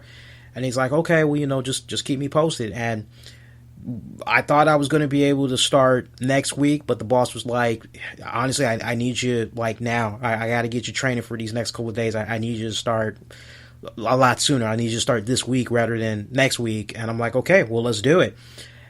And he's like, okay, well, can you come tonight? I'm like, wow, I'm at work right now. I understand, but if I got to be honest, I need you now. So, I can give you a couple of hours and everything, get yourself together, get a little bite to eat, maybe take a quick nap, but I need you to come in for training later on tonight. Can you do it? I'm like, okay, I'm there. And I just remember I said, well, you know what? I got my another job now. Fuck these guys. I punched out. The warehouse manager was like, hey, Lee, where you going? I'm like, I'm done here. I'm going to my other job. They want me to start right now, so I'm going right now. Yeah, but like, I thought we had an agreement. I said, dude, don't take it personal. It's just business. And I rolled the fuck out. I rolled the fuck out. There were people that I always interacted with, said hello, talked to them just to kill fucking time, but everybody will tell you I was professional. I went in there, I did what I needed to do, kept to myself, rolled the fuck out. It's like, you, at the end of the day, you ain't paying my fucking bills. You're not paying for my mortgage. You're not paying for my car insurance. You're not paying for the utilities that I gotta do what I need to do to help maintain. You're not doing any of that. So who are you to, catch a feeling hurt? Right? It's so funny because I probably only had one person that truly, they looked at me as a friend that heard long after that I had left, because they had left right before me, but they heard how I had left and they had my phone number, so they decided to hit me up out the clear blue. Hey man, I heard you had, I said, oh yeah, I'm doing pretty good, Oh, okay, well, we'll keep my number, because, yeah, okay, cool. I didn't keep the number. So, I mean, shit, you gotta do what you gotta do, man, shit, unless it's a woman, you be alright, little nigga, shit. That's how I roll. Alright, so some other stuff we can get into as we're winding down here. So, can we get into some headlines? Yeah, let's get into some wrestling headlines. A couple of things that had jumped out at me, since last we were on the air. Look, I'm aware of the whole leak thing that had went down with Charlotte, and I gotta commend a majority of you all, part of the wrestling community. I thought it was really classy how you all had came together and were like, man, this really sucks. Hey, we need to try to respect Charlotte's privacy. This sucks that it's happening. You just don't know who's going to be a victim. But then, at the same time, you're kind of going, God damn, why are these people taking these type of pictures? Look, there's nothing wrong with taking these type of pictures, but where I kind of have a problem right now is when these photos are being stored on some type of a cloud/drive. That's where I have the fucking problem. And I just really wish that, honestly, I would just love to be the WWE or just somebody in the wrestling world or just an employer and say to my employees, if you all are going to be taking these pictures of yourself in risque positions, whether you're in some type of a sexual position or you're nude, hey, you know what's going on with all of these cloud hacks. Now you got Google Drives popping up in the news. Take it easy. Play it smart. If you're going to go that route, just go the good old-fashioned way and just email those pictures to yourself, put them in a folder, mark it. At least it's there in your email. All right? And you should be updating your password anyway for your email at least every 3 months, maybe 6 months. You should be doing some heavy freaking encryption. I am happy to say I have had the same Yahoo email account since junior high. Right? Junior high. I'm 36 now.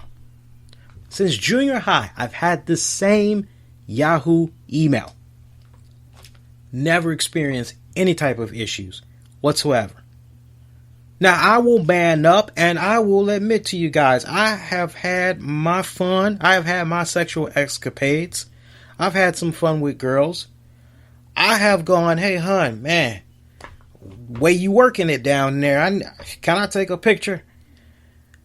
And it was on my phone for a hot second, but I immediately emailed that joint to one of my little email accounts, and I put it in a folder, and I had nothing to worry about.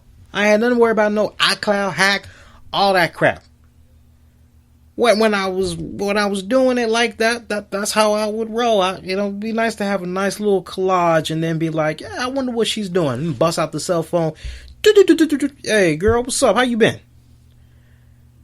Your boy was a bad dude back in the day. So, I'm a lot more mellowed out now. I'm too mellowed to a degree. But I would just think that by now, all this crap, I mean, my message to every single celebrity / wrestler that's out there right now, if you gonna do this, do it right. Stay off of the clouds. Stay off of the drive. Stay off of clouds, drives of any kind. Do the good old-fashioned emailing yourself. Put that capital letter in to kick off your email password, or somewhere in the middle of capital. Use unique characters. Make it a long characteristic password. Do the very best that you can. I guarantee you, if you take the time out to really, really put the thought into your password, to really make it that be bulletproof. Like I said, I've been pushing the same email since junior high. I ain't never had a breach. Never had a breach. Just a little something to think about, man. If y'all gonna continue to do this shit, don't say I ain't warn you. Giving it to y'all again, because a lot of you guys just keep getting in the damn headlines. All these damn hacks. Get some common sense and just delete the stuff already, or move it to another device. I mean, Jesus. I saw Jack Swagger. He did a pretty interesting interview recently with the memorabilia guy. And one of the things that he had talked about was the rights to his character. And he said that WWE intellectually owned it. But at the same time, he's been known for that character for about 10 years now. So he kind of feels that it's easier for him at this point to not get into any issues, kind of dodge the red tape and all that. So for now, he's going to be calling himself formerly known as Jack Swagger. He admitted that it's a little silly. Maybe he might go on to call himself the real French American. But honestly, I think there's nothing wrong with his actual name. I personally think he should go with his real name. It's a cool name, honestly. It comes off like a strong name. Donald Jacob Hager. I kind of like the name. I mean, I could honestly see him just come out there as Hager. I think that would be kind of badass. Just go out there, Hager. Jack Hager. There's nothing wrong with that. I think it's a really nice, good, strong name. He can either say Jack Hager, or he can just call himself Hager. So, you know, hopefully he does. Honestly, I'd like to see him get away from that whole thing and maybe kind of put himself out there to the point. His asking price, he's got to come down on that. I think he's asking a little bit too much, honestly. My man's asking for about $4,000, if I'm not mistaken. $4,000 an appearance. I don't know, man. I think you might need to tone that down to about $2,500, quite honestly. And something that I saw that was really interesting that jumped out at me, former WWE writer Kevin Eck, he did an interview with Press Box, and he had mentioned how he had a really cool approach to reinventing Cody Rhodes as Stardust and all that. It was an idea of Cody Rhodes being the new Goldust and Brandy Rhodes being the new Marlena, dating back 2014. So he said in part, Rhodes and Goldust were a babyface tag team at the time, and I suggested we play off of the fact that the veteran Goldust was getting a bigger reaction from the crowd than his younger brother. Feeling that Goldust is hogging the spotlight, Rhodes turns on him and becomes Stardust. It's revealed Brandy was the one who planted the seed in her husband's mind that his brother was using him to stay relevant and keeping him from becoming the star of the team. Brandy's plan is for Stardust to become bigger than Goldust ever was, and she adopts a look, mannerisms that are reminiscent of Goldust's former wife / valet, Marlena. And when I heard that, I was like, wow, and then when you kind of really stop and think about it, you kind of saw just a little bit of flirting kind of going on there. Like there was kind of like a little subliminal nod there anytime you saw the Stardust character come into the ring while Brandy was doing the announcing and all that. And I can't believe WWE shot that down. But at the same time, just how much could they have gone to get away with? I mean, you really kind of got to push that envelope, right? So just how much could they have gotten away with honestly, if they would have been doing it on Raw, they would have had to have done it like all his stuff. If they were going to kind of go to that level, you have to do it past the 10 o'clock hour. No doubt about that. It really would have been interesting had they gone that route. Like, talk about a missed opportunity right there. I thought that was interesting. And then there was a Cody Rhodes interview that he did that jumped out at me. Part of it, he revealed, I think he did the interview with X-Pac, which I got to talk about him in a second. It was awesome because Cody Rhodes mentioned that he was a big fan of Road Dogg and the job that he was doing on SmackDown Live. And he had an idea, and talk about an original concept, where Stardust would be drafted to one brand and Cody Rhodes would be drafted to the other.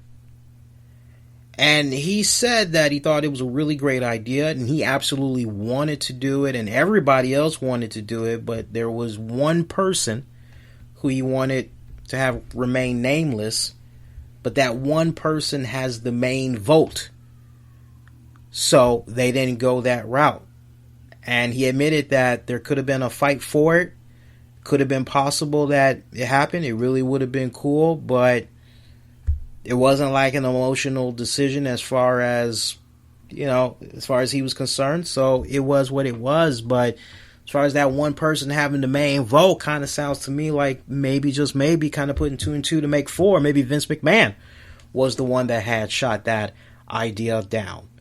So, there were just so many opportunities. I've said this on the show in previous years, but there were so many good opportunities that they could have done something really, really special with Cody Rhodes. And for whatever reason, it didn't happen. And I'm really just ecstatic at the fact that he now is in control of his own career. Will he come back to the WWE? I really don't know. I think, honestly, if he were to come back to the WWE, he should be given creative control. I think the guy has some really great ideas. He learned from the best. And I think he needs to be given a lot more, not necessarily confidence, but a lot more trust. As a young man that grew up in the business, that's a guy right there that honestly I thought that young man was going to have a job with WWE for life, and he actually probably could have had a job with WWE for life. But it's just interesting sometimes when you kind of take a step back and you go, wow, this guy had these great ideas. This guy had like all these opportunities that he wanted to capitalize on, but for whatever reason, powers that be that were at play decided, no, we're not going to go that route. We kind of want to go in a different direction. Weird, man. Just really, really, really freaking weird, man. Whatever. Other than that, see some other stuff that kind of jumped out at me this week. Yeah, let me talk about this whole X-Pac thing, man. This was just weird. Okay, so I'm aware last weekend what went down with X-Pac being arrested at an airport, and supposedly he had like cocaine, meth on him, and he was going to explain a lot on his podcast that following week. And just the recap of what had went down that respected weekend. Apparently, he took his dog that he recently rescued to the vet. He then stopped by a local marijuana dispensary where he bought Medicaps, THC pills, and a couple of candy bars.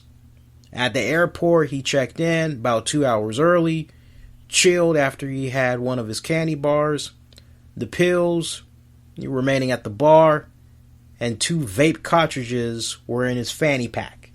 When he got to the gate, buzzer went off, and according to him, he got the impression that like they pretty much were waiting for him.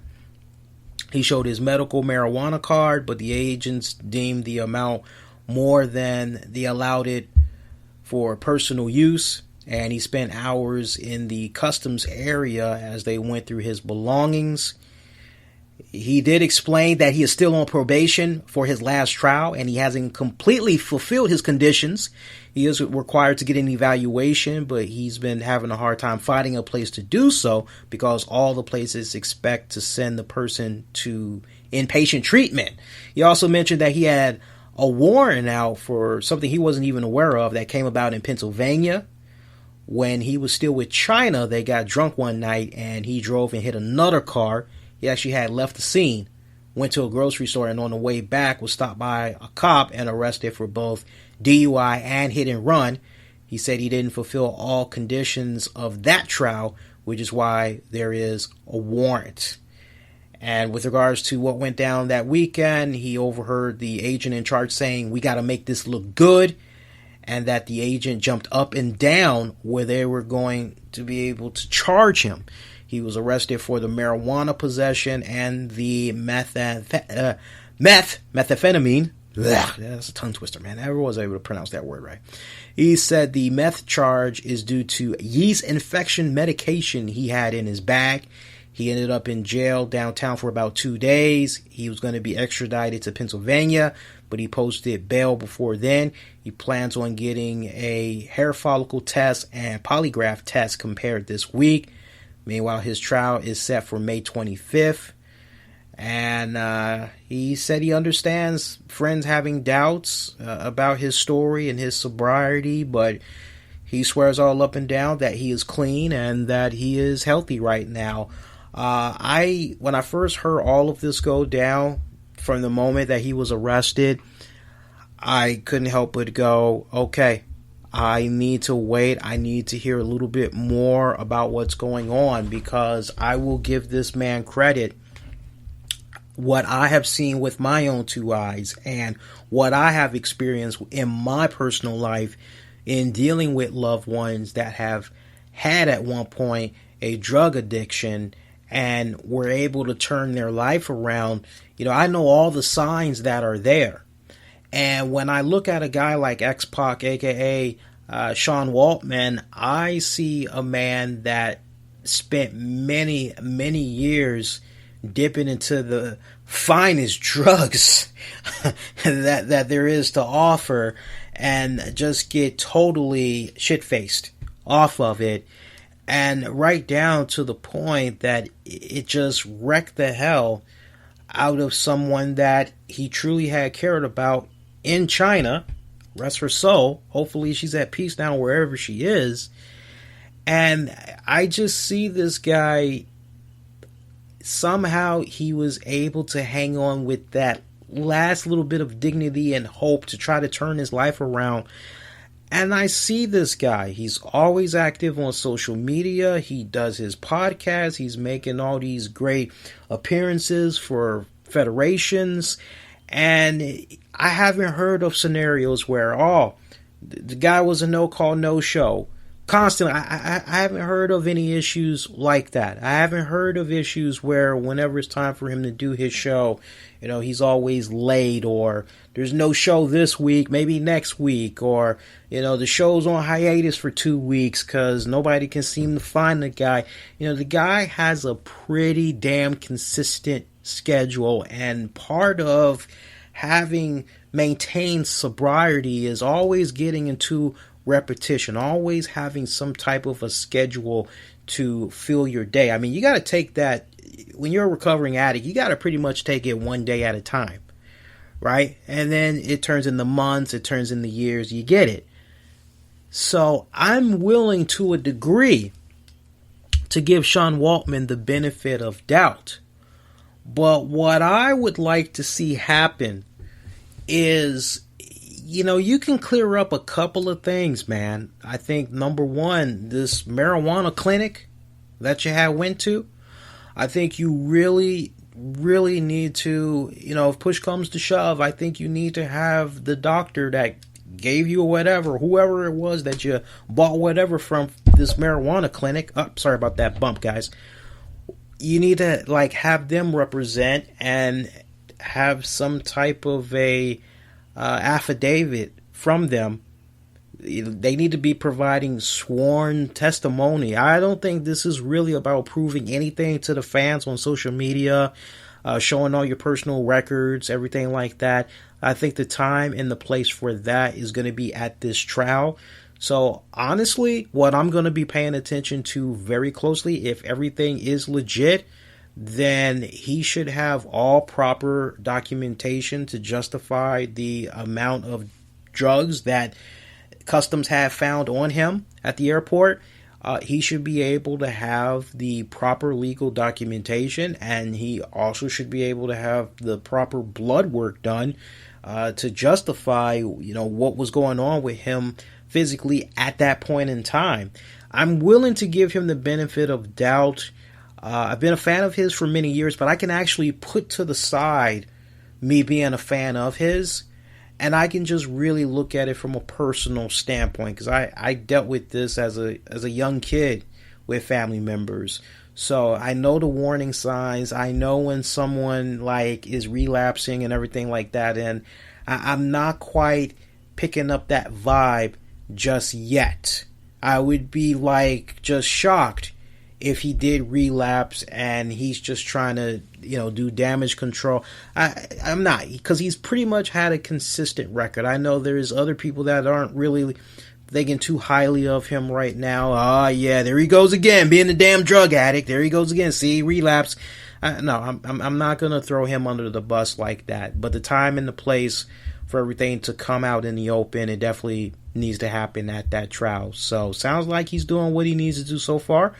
Keep at it. That's all I got to say, quite honestly. So I see this infamous picture that's floating around that just really has me go, truly, Kayfabe is dead. I see that there are a lot of fans that are upset with this picture that's floating around of Roman Reigns with Heath Slater, Matt Hardy, Roman Reigns, Titus O'Neil, Curtis Axel. A picture of them when they were out in Rome. Titus O'Neil was the one that actually had posted the picture up on Twitter, and it just had a lot of fans extremely pissed off because they're like, come on, dude. These two men are engaged in a feud that has so many people talking.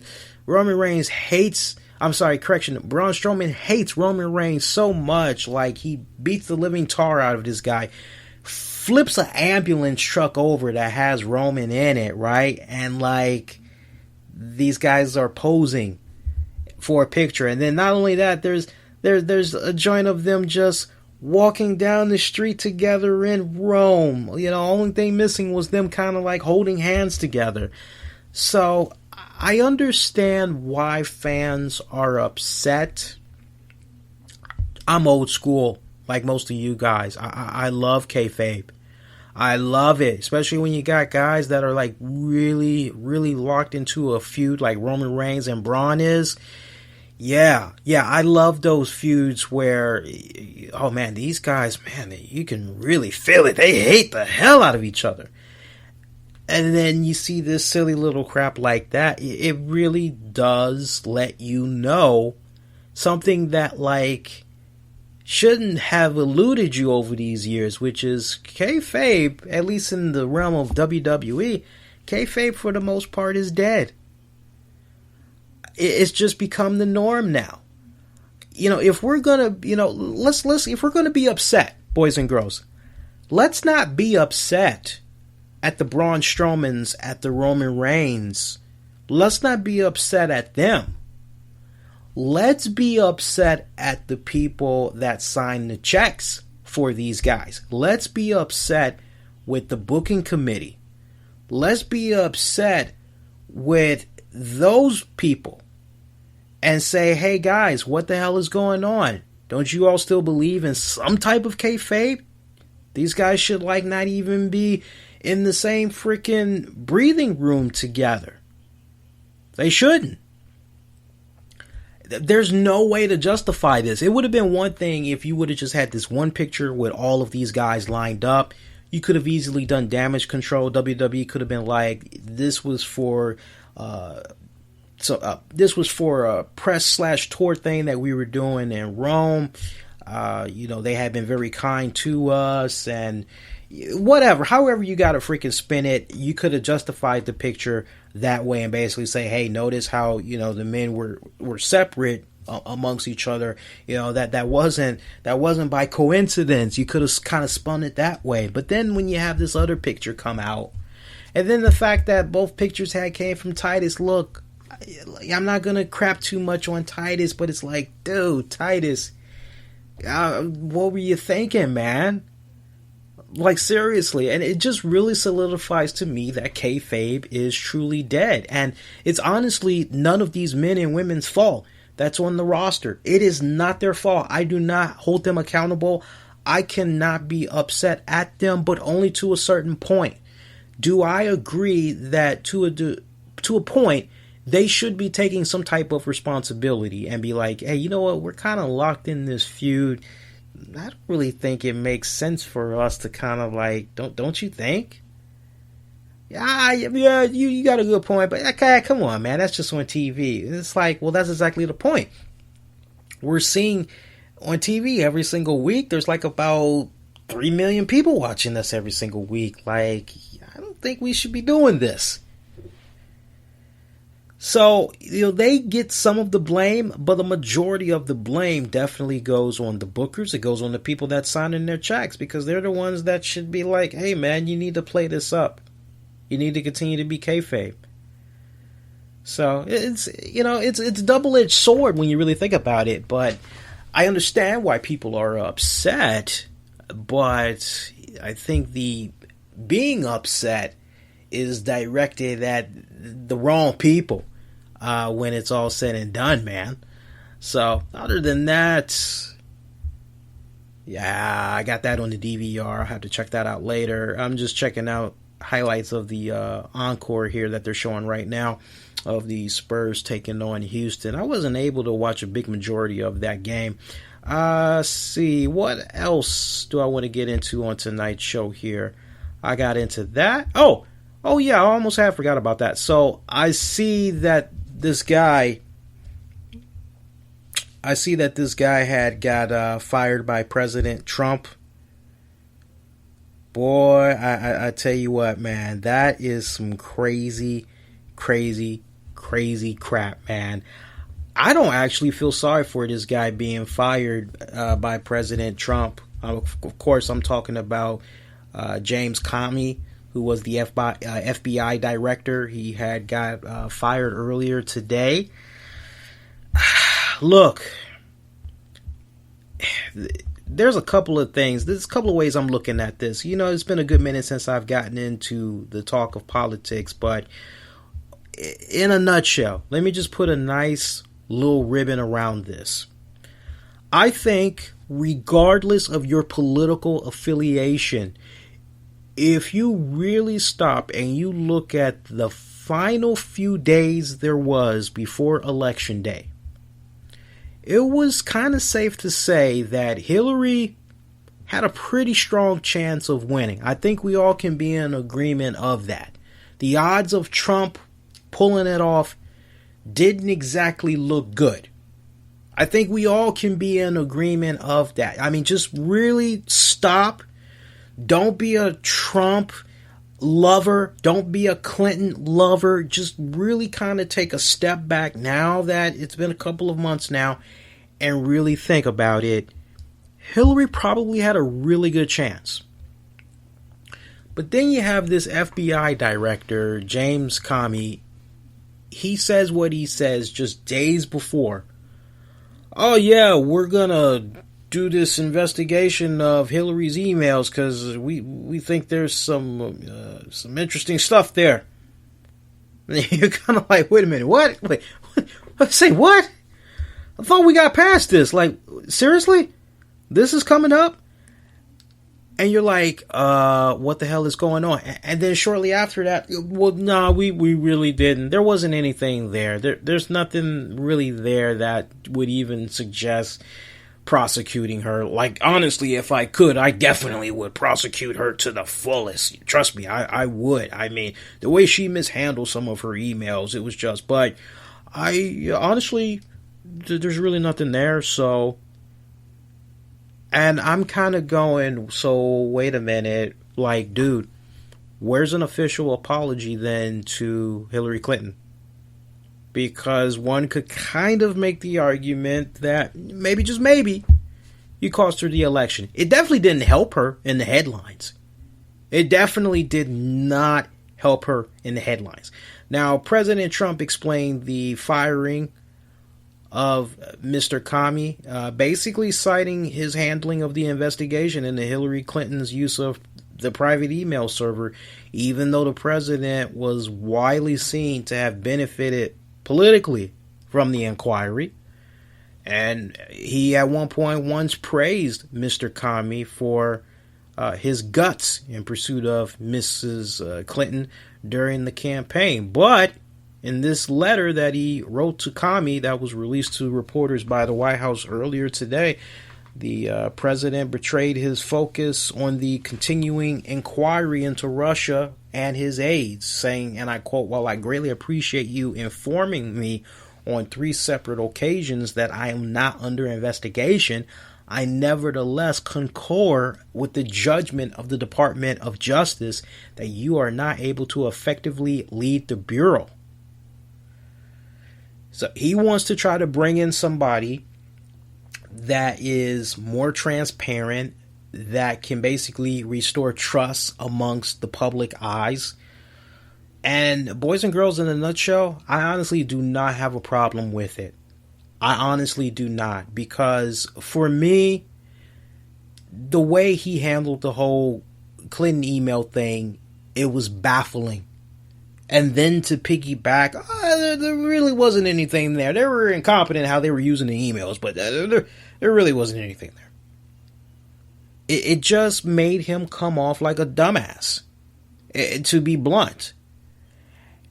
And it just also made him come off kind of shady. Like, okay, are you like in the back pocket of President Trump and his cabinet? Like what the hell? I'm glad that President Trump is getting rid. And I'm not picking sides. I am only judging this guy on one thing and one thing only. I didn't even know who the FBI director was until this whole email scandal thing that had went down. And as soon as he piggybacked, the first thing I said to Tammy, I said, I don't like this guy. Something weird is just off with this guy. It almost came off what he did as a publicity stunt. I'm not feeling this. I don't like this guy. This guy needs to be removed. Either you have something there or you don't. And if nothing, because that's a huge accusation that you're putting out there.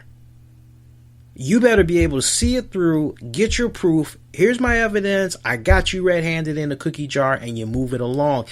And the fact that in the end, he pretty much kind of pedaled back on it. It's like, yeah, you know what? You need to lose a job. And I think what's probably the real travesty to this story is that this guy didn't lose his job sooner rather than later, if you really kind of stop and you think about it. And then to make matters even more kind of interesting right now, I don't think I haven't been paying attention to this one, but it looks like Kellyanne Conway's husband represented a firm accused of a Russia bribe, apparently. Yeah, President Trump's aide, Kellyanne Conway's husband, George, recently represented a corporation accused of bribing Russian officials, it's been reported. Scott Dorkin from the anti-Trump group Democratic Coalition tweeted some images of documents revealing the link. The document appears to show that back in 2015, lawyer George Conway represented Hewlett-Packard Company and Hewlett-Packard Mexico in the U.S. District Court in Northern California, San Jose Division, in a case brought by Petróleos Mexicanos and Pemex Exploración y Producción. And it basically read, Pemex pleads that HP Russia used a German agent to bribe Russian officials to secure a contract with the prosecutor general of Russia. This comes after a series of claims regarding President Trump's former national security advisor Michael Flynn and his campaign team and their links to Russia as well. So, I mean, this just continues to unravel. It's getting more stickier and stickier by the day, man. See, other than that, other stuff that's been kind of floating in my head this week. Just looking at my notes here real quick. Not really too much else is kind of jumping out at me. I thought this was kind of funny, though. I don't know how many of y'all were aware of this, but there is according to TMZ, Titus O'Neil is being sued by a photographer by the name Donald Anderson after a prank on WWE Swerved went wrong. Dates back to 2015. It was an electric shock prank that O'Neil was a target of, and after getting zapped, oh my god, this just gets more crazier by the day, man. After getting zapped, he kicked the camera out of Anderson's hand. Anderson said he had major damage to his hand, fingers, and wrists, and is looking to get more than $1.2 million in damages. Why did it take so long to get the lawsuit going now? Like, was this guy recently fired by the WWE or what? Good luck with that. Good luck really proving that. I think that's going to be thrown out when it's all said and done. One other thing I want to get into, Impact Wrestling, and I'll be brief with this. Leave my girl Reby Hardy alone. I have a lot of respect for Reby Hardy. Look, it happens, Impact.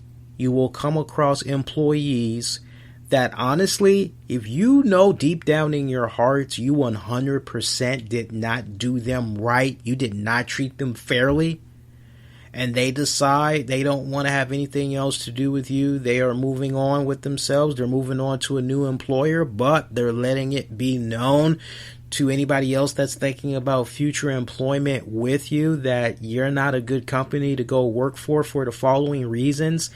They are entitled to their opinion. That is what it is. It is a fucking opinion. Everybody has an opinion. It's like asshole. It's like an asshole. Everybody has one, okay? So, Impact Wrestling. I understand Reby is saying what she's saying. She, at one point, had the whole fuck that Al t-shirt. You all weren't really feeling it. You all are, according to Reby, trying to silence her. You're trying to take her to court or whatever. You're trying to... Look, the time to do gag orders and all that was when you still had some type of contract. If you had a contract at all for Reby. Making her work when she was pregnant with the first child. And then she was a couple of months pregnant working on the last batch of Impact tapings. Come on, man. Just let bygones be bygones. People are going to be entitled to their opinion. It doesn't mean that they're 100% right. Doesn't necessarily mean they're 100% wrong either.